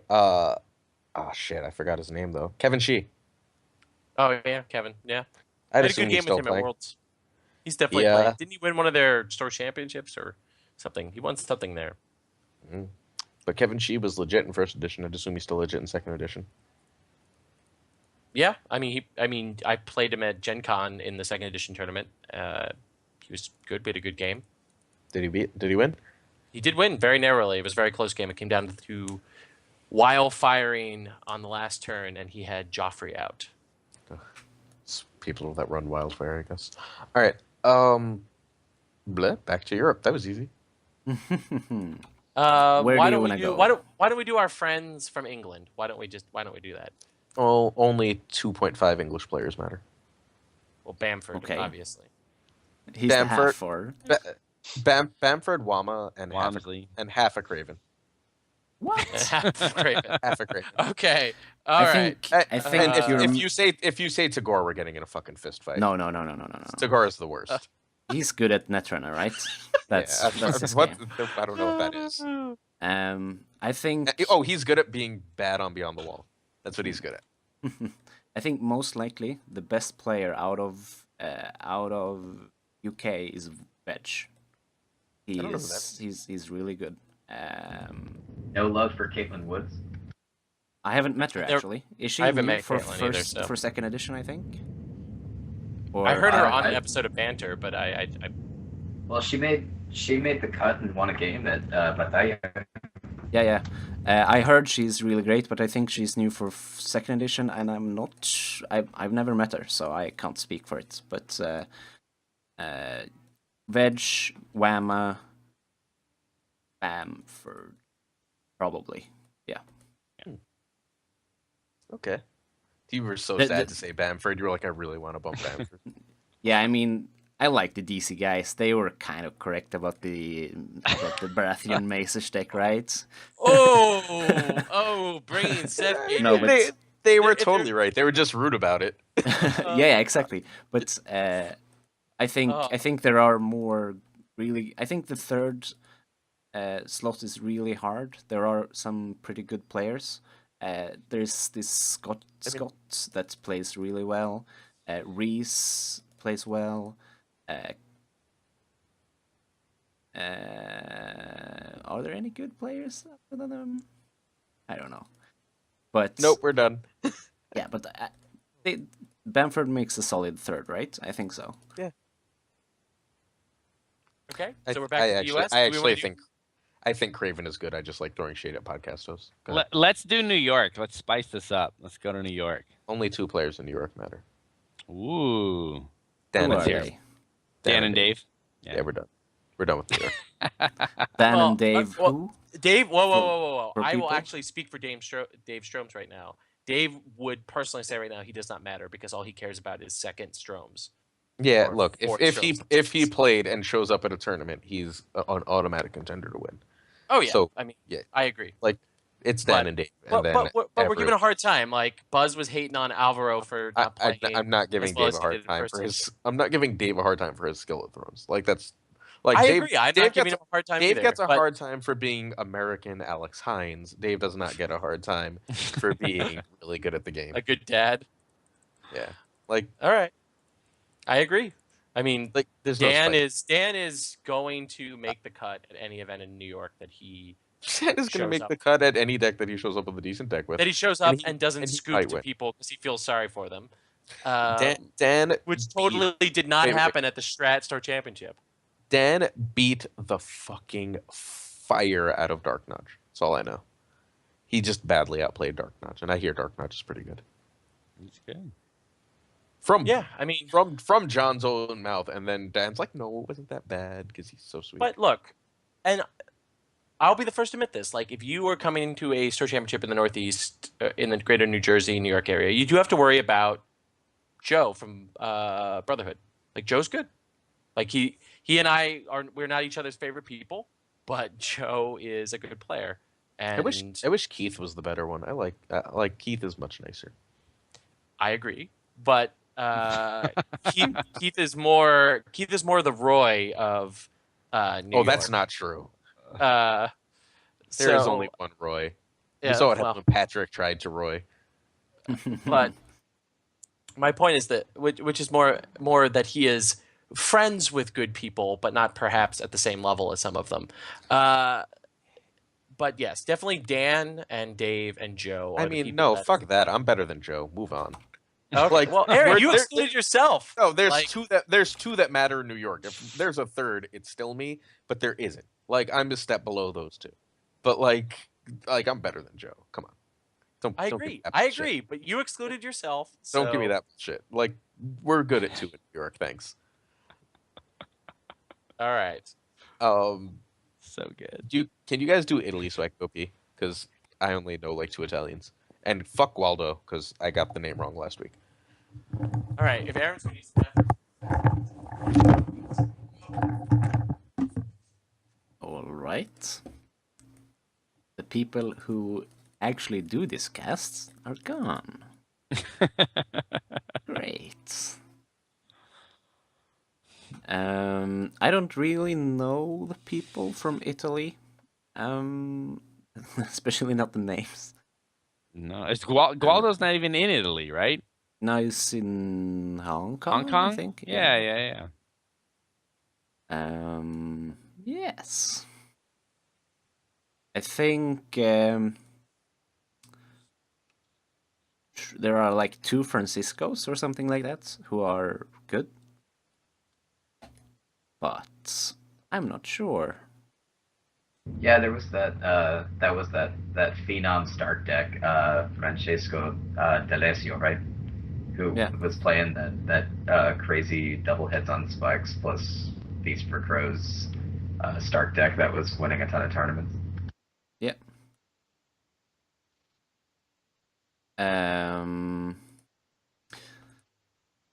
What other metas are there that people should know Europe? about? Yeah. Well, just go to Sweden. Forget those guys. Let's go to Sweden. Let's do it. Okay. I think Aaron would be interested in doing or hearing about Sweden. Well, he has a small bladder, so let's just let's keep it going.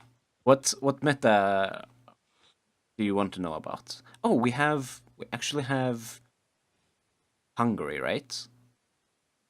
There are 2 players that you really should know from Hungary. It's Tamas, who made top 8 with Nightwatch Fealty at Torneo de Lomon, and Istvan, who won Stalik Melee 2012, I think. Really good player. What country are we on? Hungary. Hungary. They wanted me to do Sweden, but I wanted you to first name. What do you think? You, Jakob Ryback. Okay. I know you think like 3 people are better than that, but fine, you're wrong. Yeah, I think top of the list, Björn Jornar, Jacob Holtman, Rybeck, and then we have... You. I'm not so You sure. just won I'm Tourney de la not- Main. Come on. Do you know why I travel so much? So Because humble. So you It's can get so away fucking- from the Swedish meta? It's so fucking hard to play in Sweden. I have the same problem in New York. I'm like, I show up at a tournament. I'm like, great. Well, let's see how far I can go before Dan knocks me out. Yeah. No, but I think we have Jacob Voleman. He's really great. He's the one who's been building most of my first edition decks. Like the Seat of Shadows was his creation. And we have actually one guy. We have an OK Targ of Stockholm. It's another Jacob Turnike, and he never plays. Then he shows up, wins the Swiss, and gets knocked out in the first round. I don't think he's ever not won the Swiss in second edition in Stockholm, and that says a lot because I'm playing. Rybeck has been traveling to Stockholm. Jacob has been playing. Per Engström has been playing. Björn Jorner has been playing. Pontus Streamling, the current, he won Warburg last year. Yeah, good guy. Yeah.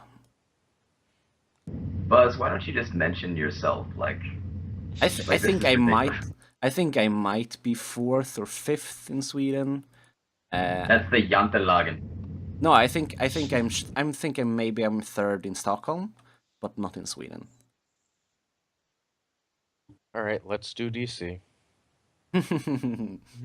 right, Corey is the only one that matters. He gives the rest of them their decks. Fuck all the rest. Go ahead, Buzz. Say the DC guys. Corey and Seth.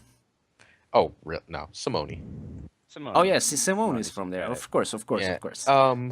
He was Aaron- so sad when we played in Melee two tables, and he was like, "Well, fuck." Simone's one of the best players I've ever sat at a table against. And he's so nice. Nah, he's a douche, but he's a good douche. He's our douche. Simone's one of the ones who will always be out drinking and singing with us. What's his name? Wow, I fucking lost Roy, his name. you're muted, by the way. Been for a long time, I think. Is he even here? Can you hear me now? Yes. Hey, who am I Okay. forgetting from DC? I can't think of his name. Aaron, Rick. Brian, Rick. Rick. Rick is really good. Rick is like top 4 all the fucking time at Gen Con. Yeah, Rick's really good. I mean, Brannigan. DC has a surplus of talent. I mean, Pat, here's the thing. Pat Reynolds. But just Pat, scout. But just scout one of them, and you'll know all their decks.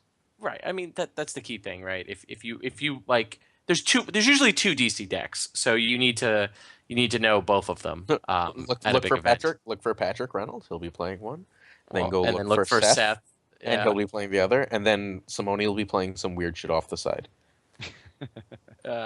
Unless he gets talked into playing Stark Harrenhal and then hates it and wishes he had played some infinite loop deck than he had Corey, and then talks about it the whole rest of Worlds about how he should have played that deck, particularly after getting owned repeatedly by the San Diego deck, and he was like, I had this infinite loop deck that Corey and I built, and we should have played that, but they were like, no, play something consistent.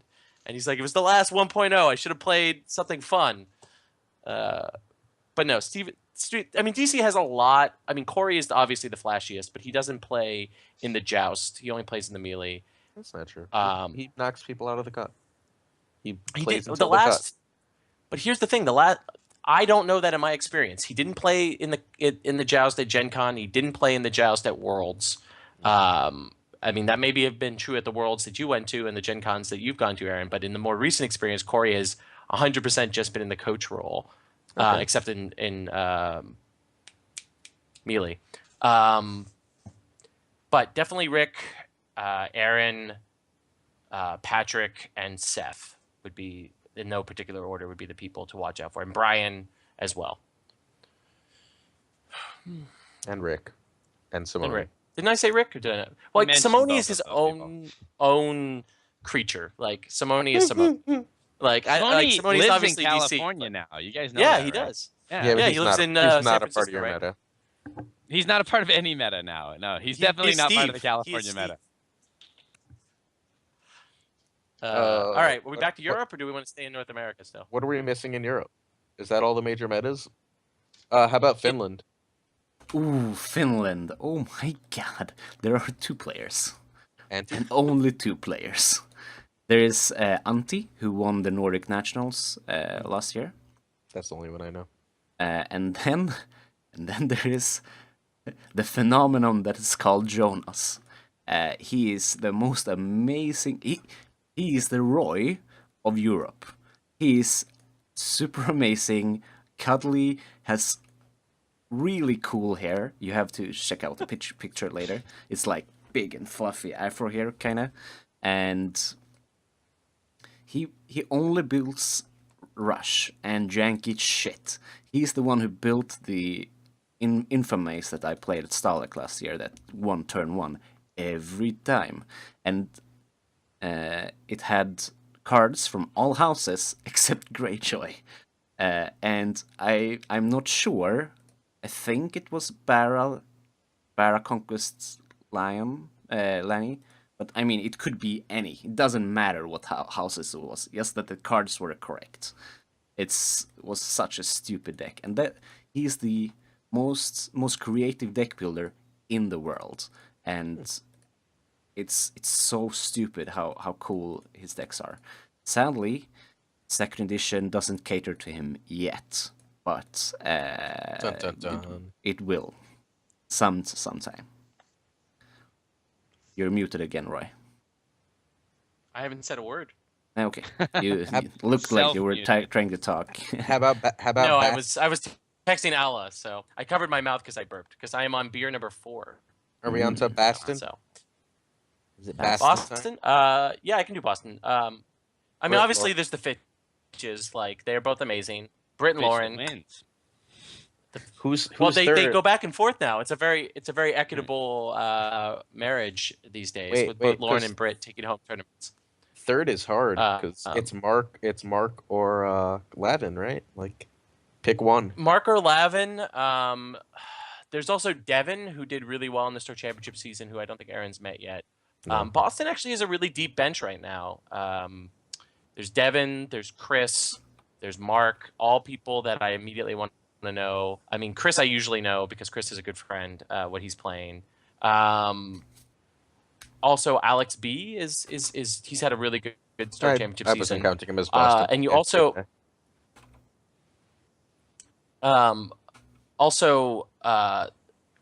particularly for people who care about worlds, Tom Malucci, who is the reigning Star Wars World Champion, Thrones is his second game, and he's quite passionate about it. And he came in second at the Boston Winds of Winter Store Championship. Watch out for Tom. Like, he is his card game basics. You just are named ridiculous. 7. You're too nice. You get 3. Pick 3. Okay, pick 3. Lauren, Britt, Tom. Okay. No offense to my other friends, like those 3: Lauren, Britt, Tom. I think Tom's card game fundamentals are there. He doesn't know Thrones as well as Aaron or me or Chris, but his card game fundamentals are as good as anyone. There's a reason why he's in the top cut at every Star Wars major event ever, in the entire existence of the game. So We have one of those in Thrones. He just barely plays Thrones anymore. So- John. talking about John, yeah. John's John's- fantastic at Thrones. He just doesn't play much anymore.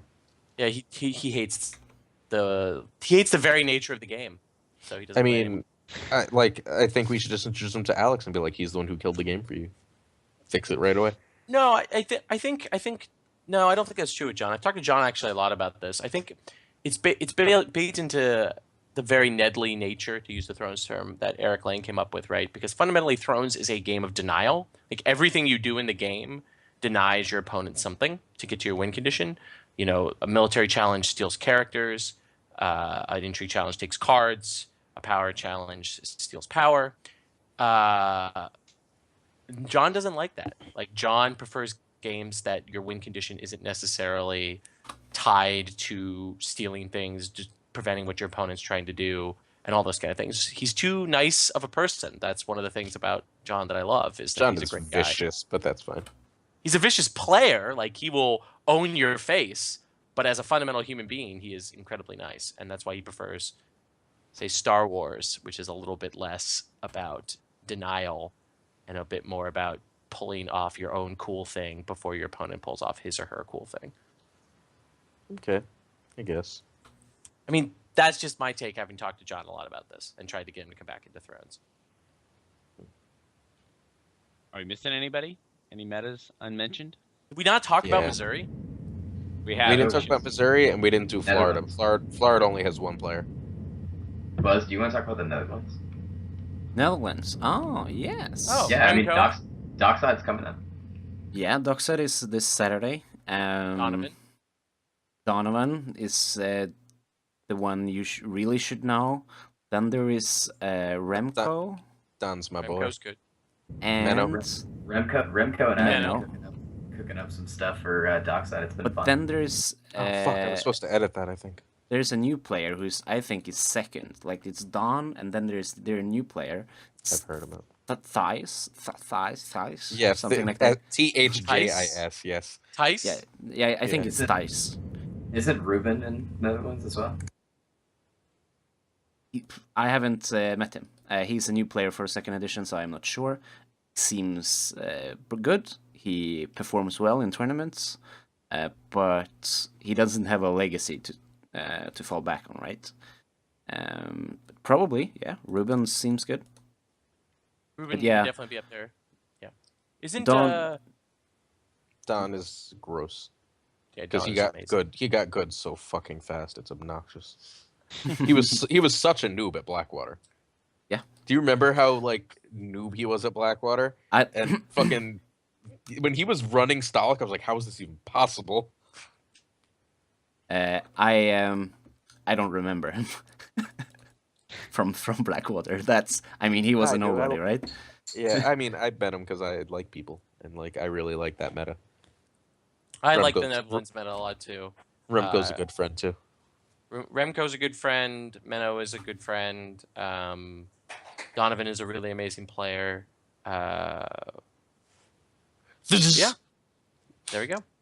And Ruben, what? You just need to meet us, Ruben. That's the key thing if you're listening to this. Did you I do talk Italy? to I talk to Ruben pretty consistently. Yeah, Did me you too. do Did you do Italy? Yes. We don't, Sort of. we don't I know was- any Hey. players from Italy, but Oh, okay. They like I'm have gonna, 18 card designs. I figured they'd be famous. I'm gonna Do sign they? out, guys. You guys just keep on rolling, but we're at Oh plus wait, 2. no, you have to I'm do gonna- one more thing. Bitch. You have to do one more thing. Hurry, Yeah. hurry, hurry. First, let's say Missouri, and we're not arguing, is Greg, Will, and Mark Downing. And then Tyler Thompson's all that matters from Florida. But you're gonna give us. Whoa! Don't forget the Rosarios. Don't underestimate Lauren. Yeah, I'm underestimating them until like. No, I'm not underestimating them. I don't fucking know how seriously they're playing second edition. They're playing Whatever. second Shut editions. up. Someone's trying to leave. Name your top 10 players. Top 10 players that in North America you can only count European players that you've played against. In no Okay. order. I am not Did you- participating in this. Did you say I conversation. can count European or no? But You only bas- if you play them at Worlds. If you've played them, and I mean, or Octagon's fine.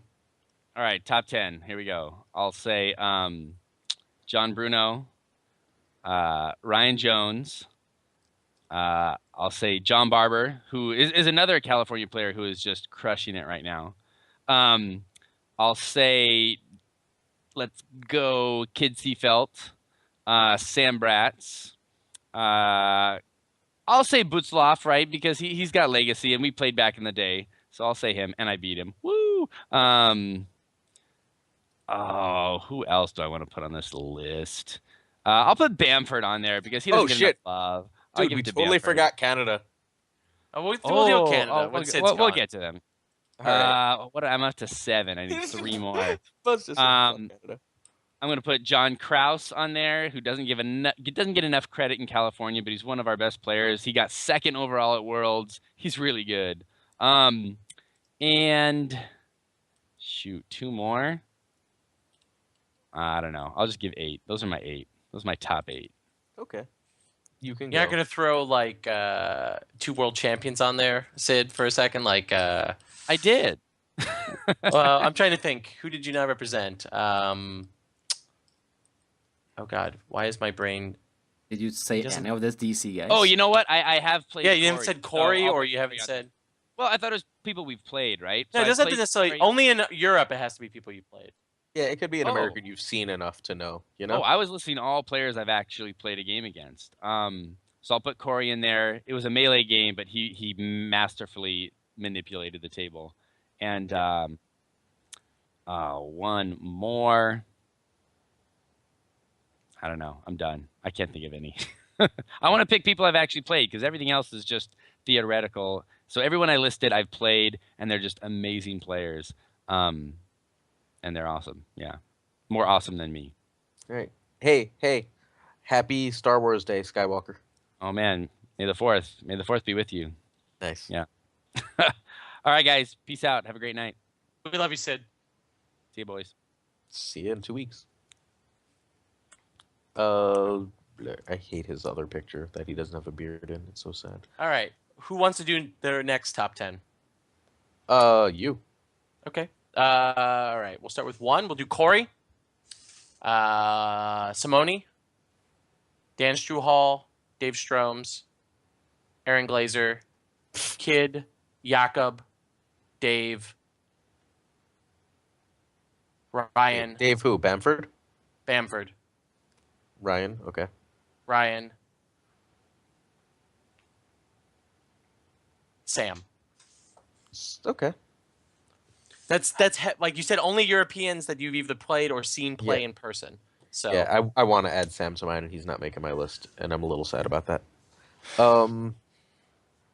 Buzz, you want to go first, next, or me? American players, or what are we talking you about? can only be American players you played against either at Worlds or on just, Octagon. and then it can be any European you would like. Okay, Corey, Seth. I've played against them.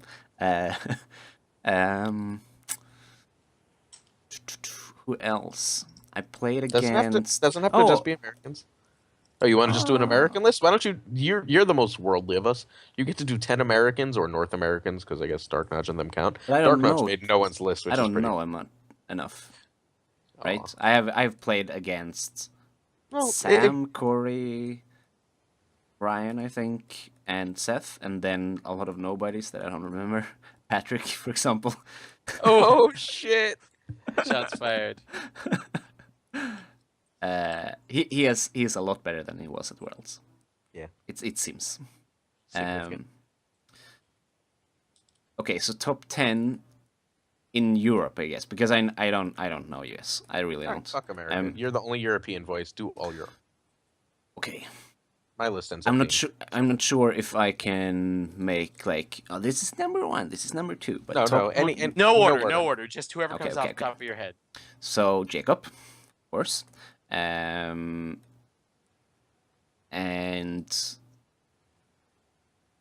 Ryback, and If you say 10 Swedish people, I'm gonna punch you. I really like Gorik, his playstyle and stuff. And it's 3. Who else? I think This is so educational. I'm just taking notes. Andre from Czechoslovakia. No, not Czechoslovakia, but Czech. It's so weird. Czech You know, It's the so, country it's, that Czech has Czech Republic, Republic. Andreas. It's so weird to just Czech say Republic. Czech. That Czech. country It's that so didn't stupid. exist in 35 Yeah. years. God. I was there like 2 years ago, but whatever. It's the Czech Republic. Yeah. We say in Sweden we just say Czech. Done. Nothing else. 4. And that's 4, You haven't right? touched. You haven't really touched Spain. You barely touched France. No England. Okay, Shadowblade, Tarkin, Wedge. Wait, Wedge? Antilles? Oh no, not Wedge. Veg. Wedge. Oh yeah, Wedge, Wedge. Wedge, Oh, Wedge. I fucking love Wedge. I can't believe I forgot Wedge. I didn't. Oh. Yeah, that's the Wedge guy is I my boy. put at the top. In Yeah. UK. You said you do the V sound with the W because you're Swedish, and I didn't make the connection because hell yeah, he's top 3. Wedge is the best. He drank with me all fucking night, Yeah. and I play with him on Octagon some. Shit, can Okay, I fit him on my list? so where are we? 7. 7. Who else are really good? You didn't touch the Germans. I haven't played against the Germans at all, actually. Jana's Maybe feature Dave pretty good.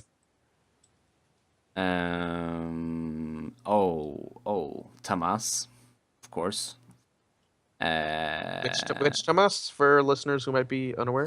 Tamas Albek from Hungary made top 8 recently in Paris. At every tournament he ever goes to, yeah. I guess I would say LaPlante. And Are you number 10? yes, no, I said no more from Sweden.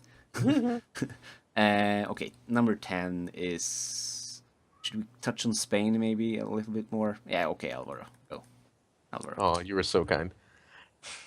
All right. Only players I've either played or seen play in person. Bruno and Greg get there, even if they're not quite there now, and I don't know if they are or not really. like I feel like we have to put them on because double world champions legacy. The game doesn't exist in its current form without those two, right? Jakob is one of the best players I've ever sat at a table across from. Dan Struhal is just fucking absurdly good and pisses me off all the time because he's the best guy. Simone is good and still a giant douche. Corey is one of the like 3 or 4 players I've ever sat across from the table for and felt like I was completely at his mercy. Alvaro is one of the others of those. Dark Nudge has to be there for me because like tournament Dark Nudge is just a different beast. Don is on the list, and the last spot is ridiculously competitive. It's a toss-up between Jones and Bratz. I went Jones just barely because I've seen him play more. I've played him.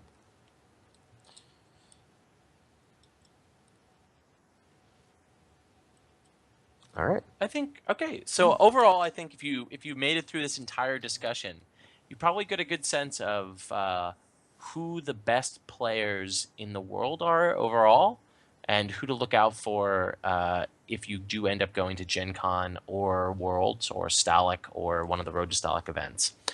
I think we lost Sid, the most charming of all of us. So does anyone have any closing comments before I open our last segment that Aaron specifically banned? So we're definitely going to talk about it. Wait, what? What? We're going to talk about the show, right? What show? What show? The only show that matters? Great Beards of Westeros? Well, Great Beards of Westeros, which is every Monday. What did you guys talk about this week? Speaking of Great Beards It was of Westeros, canceled this week. Lauren was feeling. Oh, yes, that's right. Yeah, So Lauren Lauren's Great next Beards of week. Lauren's next week, right? Mm-hmm. Buzz? And All right, then awesome. and then we have the Team Covenant guys are coming on actually after that. Awesome. I love Great Beards. Buzz, You know who thanks to When I'm go back. commuting, it's my Wait, second wait, favorite show wait. to show up at my podcast feed after banter. I always have a good commute when I listen to banter. Hey, Luke, say what you're saying. Oh, I was just gonna say thanks to the cast of Great Beards of Westeros for giving all kinds of tips for my new beard status. We had a private consultation with Luke some days back. You guys should launch a Patreon, and one of the rewards should be if someone gives you $10 a month, you get a private beard consultation with you, Samuel, and Jakob. Like, that's worth $10 a month. There will be a Beardly Ned column that documents my progress to growing a beard. So you guys need Will on. Have you seen Will Lent's current beard? Yeah, Will's beard is badass. Holy shit! You need to look up Will's current beard. It's fucking ridiculous. Beards, like Will's beard is.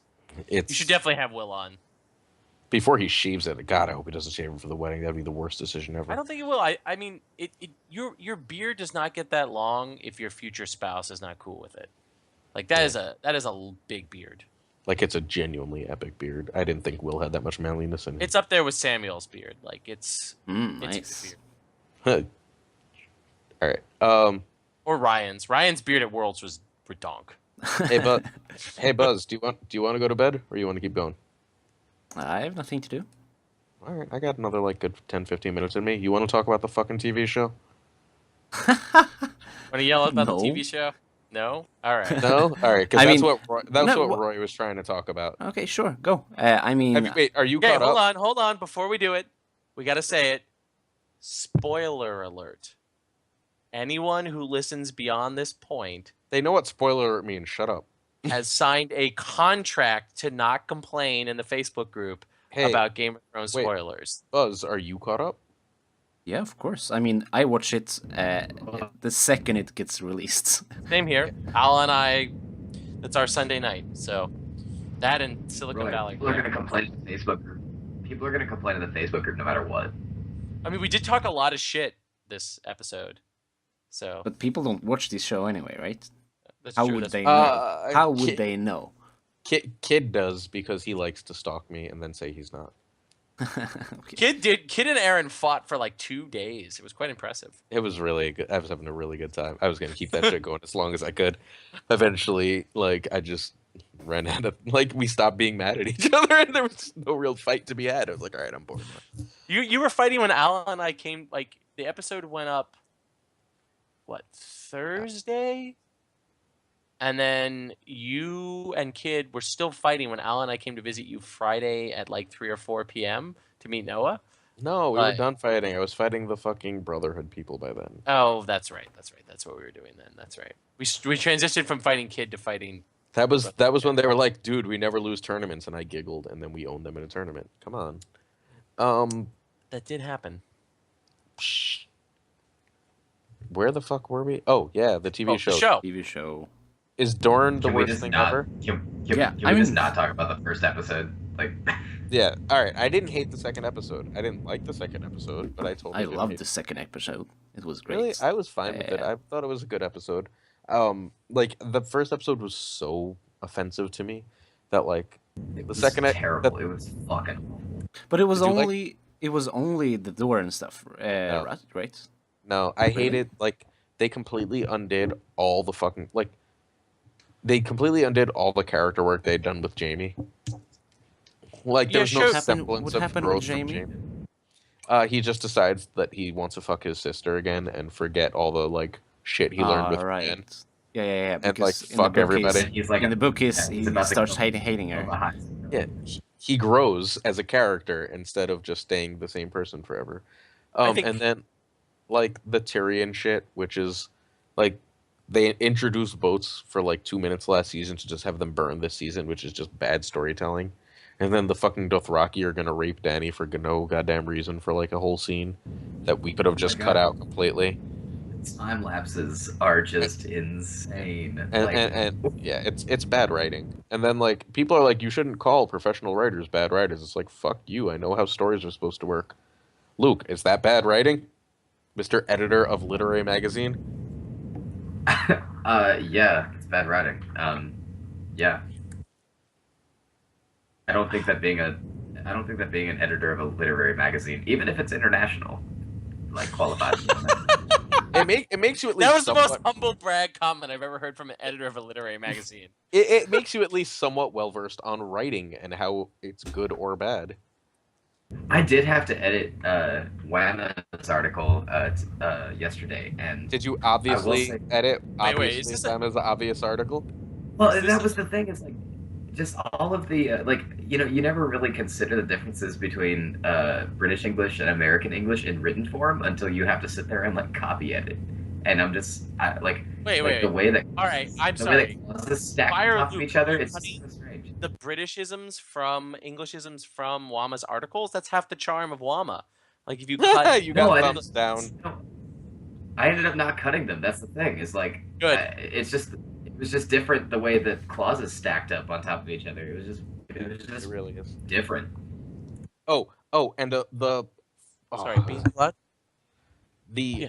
cliffhanger of fucking Melisandre being old, which is not a cliffhanger.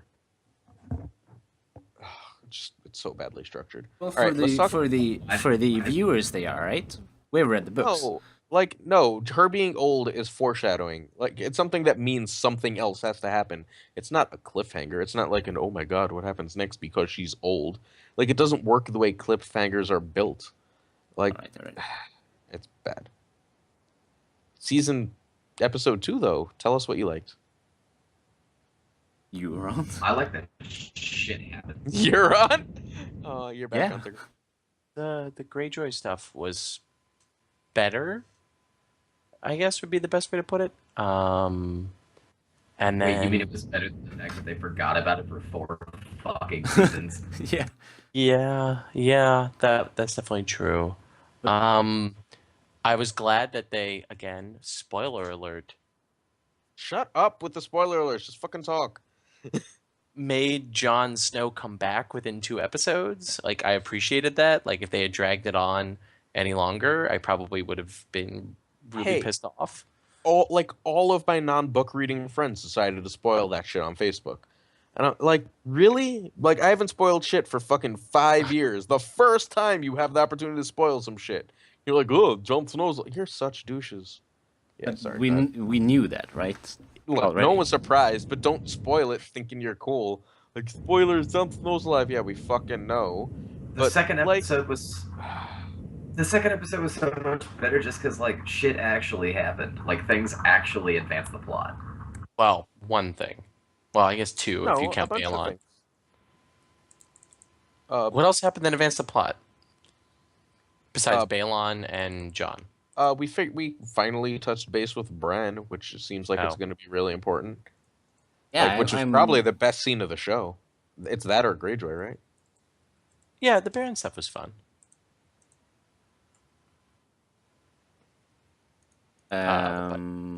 What else happened? Like Arya transitioned from being blind.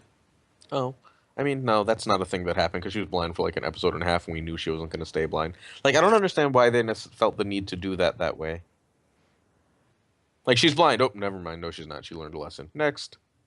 Yeah, but the show. I mean, the show clearly wants to hit a lot of the beats that are in the book, but sometimes doesn't entirely know how to integrate them into the narrative that they want to tell. And that's kind of obvious with sometimes with Arya and also clearly with Dorne. I mean, the greatest It's spoiler weird. for It's like there's not source material to draw from. well, there is and there isn't, right? Like Martin gave them a apparently relatively detailed outline of the ending, and probably the biggest spoiler that book readers have gotten from the show so far, because like any book reader could probably guess that Jon Snow's coming back. There are people that argued forever that he really wasn't. Yeah, those people are dumb, and like the problem with the A Song of Ice and Fire fandom in the last 4 or 5 years is that they just embrace these tinfoil hat theories, like Dario is Euron is Benjen and all of this stuff. Like whatever. You've never seen them in the same place, man. You've never Yeah, seen like them in the obviously, same place. like I've never been in the same place as Bernie Sanders, so clearly I'm a 67-year-old Jewish socialist from Vermont, right? Like There's I mean, nothing that disproves that. 85% of your statement was true anyway. But anyway, like what the spoiler that we've gotten, they're spoilers by implication, right? Is that Dorne is going to have a role in the war with the Lannisters and the bigger picture, because clearly the Sand Snakes are going to put Dorne on a warpath now, so we know that. Like, so we now know it's going to be completely different in the books. That, Well, we no, knew it but and that we was didn't, already right? happening. Like with Yeah. What's his name, Young Griff, who doesn't exist in the TV show. Right. You're And gonna Ariana get Arian yeah. Blackfire. and whatchamacallit, Ariane, who also doesn't exist on the TV show. Yeah, which I think was a mistake of the shows. Like I think Ariane could have been integrated more interestingly than they Smoothly. tried, but that's my opinion. But other things like the Stannis like- dying last season just shows that Stannis will eventually die in the books. He's not a character that is important to the end game. Like that's what it says. It says that when that was really obvious too. well, it isn't. It isn't though, Aaron. Really? I never thought that Stannis was going to be the king on the throne at the end of the books, but He has to die for that king to emerge. yeah, I agree. But the fact that the show was so easily able to dispose of him says that he's Just not as bad important as we think. I agree. It may or may not be bad writing, but it tells us things about the end game of the books, because the one thing that both Martin and the showrunners have agreed on is that the show and the books are going to roughly end up at the same place. No. Can we talk about the inevitable Clegane Bowl that's coming up? I'm not a believer in that even on the show. Also, in the books, that it's they're confirmed, developing- right? The books, well, it's confirmed in the books if you're a close reader that Stander's alive, but not that he's going to go to King's Landing and fight his zombie brother. Of course not. But I mean, that's the dream, right? Yeah, it's the dream. But the dream also is that there's a new motif in this season, which is people getting their faces splattered against castle walls. And I want that shit to continue because those were the two best scenes in episode 2. Nah, I like Bran. I got a soft spot of for course. Bran. I mean, I'm obviously do being as a little facetious, but I mean, having the giant just like grab that motherfucker and just dashing him against the castle wall was fantastic. I'm a big 1-1 fan too. As am I. Wan got a good moment this past episode. I think it'll be. I mean, also everything that Danny has done is more or less been hinted at in the books, so it's not a huge surprise. I mean, the big surprises are going to come up How boring probably it in the is. second half of the season. Excuse me. Really? I mean, feel like they've my tried to do a twist with absolutely everything. Except Brent. Was Jon Snow coming up at the end of the episode like a twist? To Like, I don't lot think of it didn't people, feel like- yes. Not to us, but to a lot of people, yes. That's why idiots decided to spoil I don't it know, on like- Facebook. I don't know about that. Like, I know people who just watched the show, and Yeah, all but of them expected Jon to come back. You live in Brooklyn. It doesn't count. Oh, okay, sure. But to be fair, these people live in Philadelphia, so which everyone knows is The second Forgotten most city. hipstery place in the world. the second most. You're counting that ahead of Portland, Austin, And Stockholm. Seattle, Stockholm, Fine. It makes the top 10. Let's move on. London. Top 10, sure. Tokyo. Tokyo's hipster? Anyway, in its own specific way. Hasn't hipster become passé? Like, isn't the fact that term has entered the popular lexicon made it like not hipster anymore? Like, isn't that like the very definition? Lucas, this is something an argument I've been making for like 5 or 6 years, which is that the term hipster, it's not actually latched to anything. It's just, here's something I don't like about white people or upper middle class people ages 18 to 45. Like, just whatever you don't like about American, or to a lesser extent global, culture of largely white, largely middle or upper class people. So it could be listening to records, it could be these nice Warby Parker glasses that I have, it could be whatever you think you don't like about that culture. That's have you seen hipsters. the rims on these things? Have you seen the rims on these things? So, but it's just detethered from any actual meaning. It's an I entirely wear a bow tie. oppositional I wear a phrase. bow tie to work every day, and people call me hipster, and I'm like, really?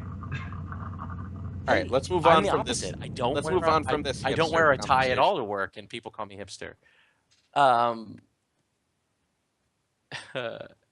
Anyway, So who's there's that no guy way to in the top recover. right? That's There's no Aaron way to Glazer. He is truly a nobody douchebag. Right? Is that what this is Yes, saying? yes, Okay. yes. Just following Twit. Oh, I'm bored with that bullshit. I'm not watching the I stream. closed Does it. it still say? Does it still say how we learn to stop worrying and play Lannister? Yes. Well, that's Oh, just that's the, not that's our just name the this second time. episode. What was our name this episode? Oh, the Cool Kids Table. The cool kids table. All right. Well, we've clearly In run this parentheses, into the in ground. parentheses, except Luke. Oh, We've run this into the ground. You can't sit with us. My poor roommate Nico has yelled at me about being too loud, so I should probably stop. that was the worst show But- review ever. Good night, guys. Of course, that's the whole point, Aaron. That's That's fitting. so This is the worst. This is the worst Thrones podcast ever, right? Isn't that the point? Sort of. Well, Stacy Tentos, can I see his details on screen? Is he on Instagram? Actually, Aaron is on Instagram. You can find him if you really want to. What a douche. I'm the easiest person to find in the world. It's ridiculous how much Thrones bullshit I do. And by the way, that's Bruno, just so you know. I understand. Is it I, Bruno? I almost certainly, like, not guaranteed, but I'd bet some fairly good money that that's Who Bruno. was it that had the like "I love Aaron Glazer" screen Bruno. name? Was that Bruno? That was Bruno. Bruno. Okay. Yeah, Well, That's why I Bruno. was saying this is Bruno. It's Well, just John- a very Bruno thing to do. No, it John, was you I and love I- Aaron 69. Yes. All right. Well, if that is John, and John is listening right now, John, I hope to meet you at Gen Con. We never have actually met. I've never either met you or Greg, so I look forward to meeting Yeah, but both of you. You're not really And- missing much without missing Greg. So, Buzz, that's like the moment to end on, right? What? Yes. Is- Buzz isn't That's- listening to this That's bullshit. the moment then. That's Just the moment. remember to wax your tips and tip your waitresses. That's Yes. the line. And to we'll see you all in stop 2 on. weeks, because apparently the White Book featuring myself, Aaron, and Tommy will be back next week. So much love to Will and Kristen, who are going to get married very soon. And we hope to hope you guys show up again in a couple of weeks. Thanks for watching / listening.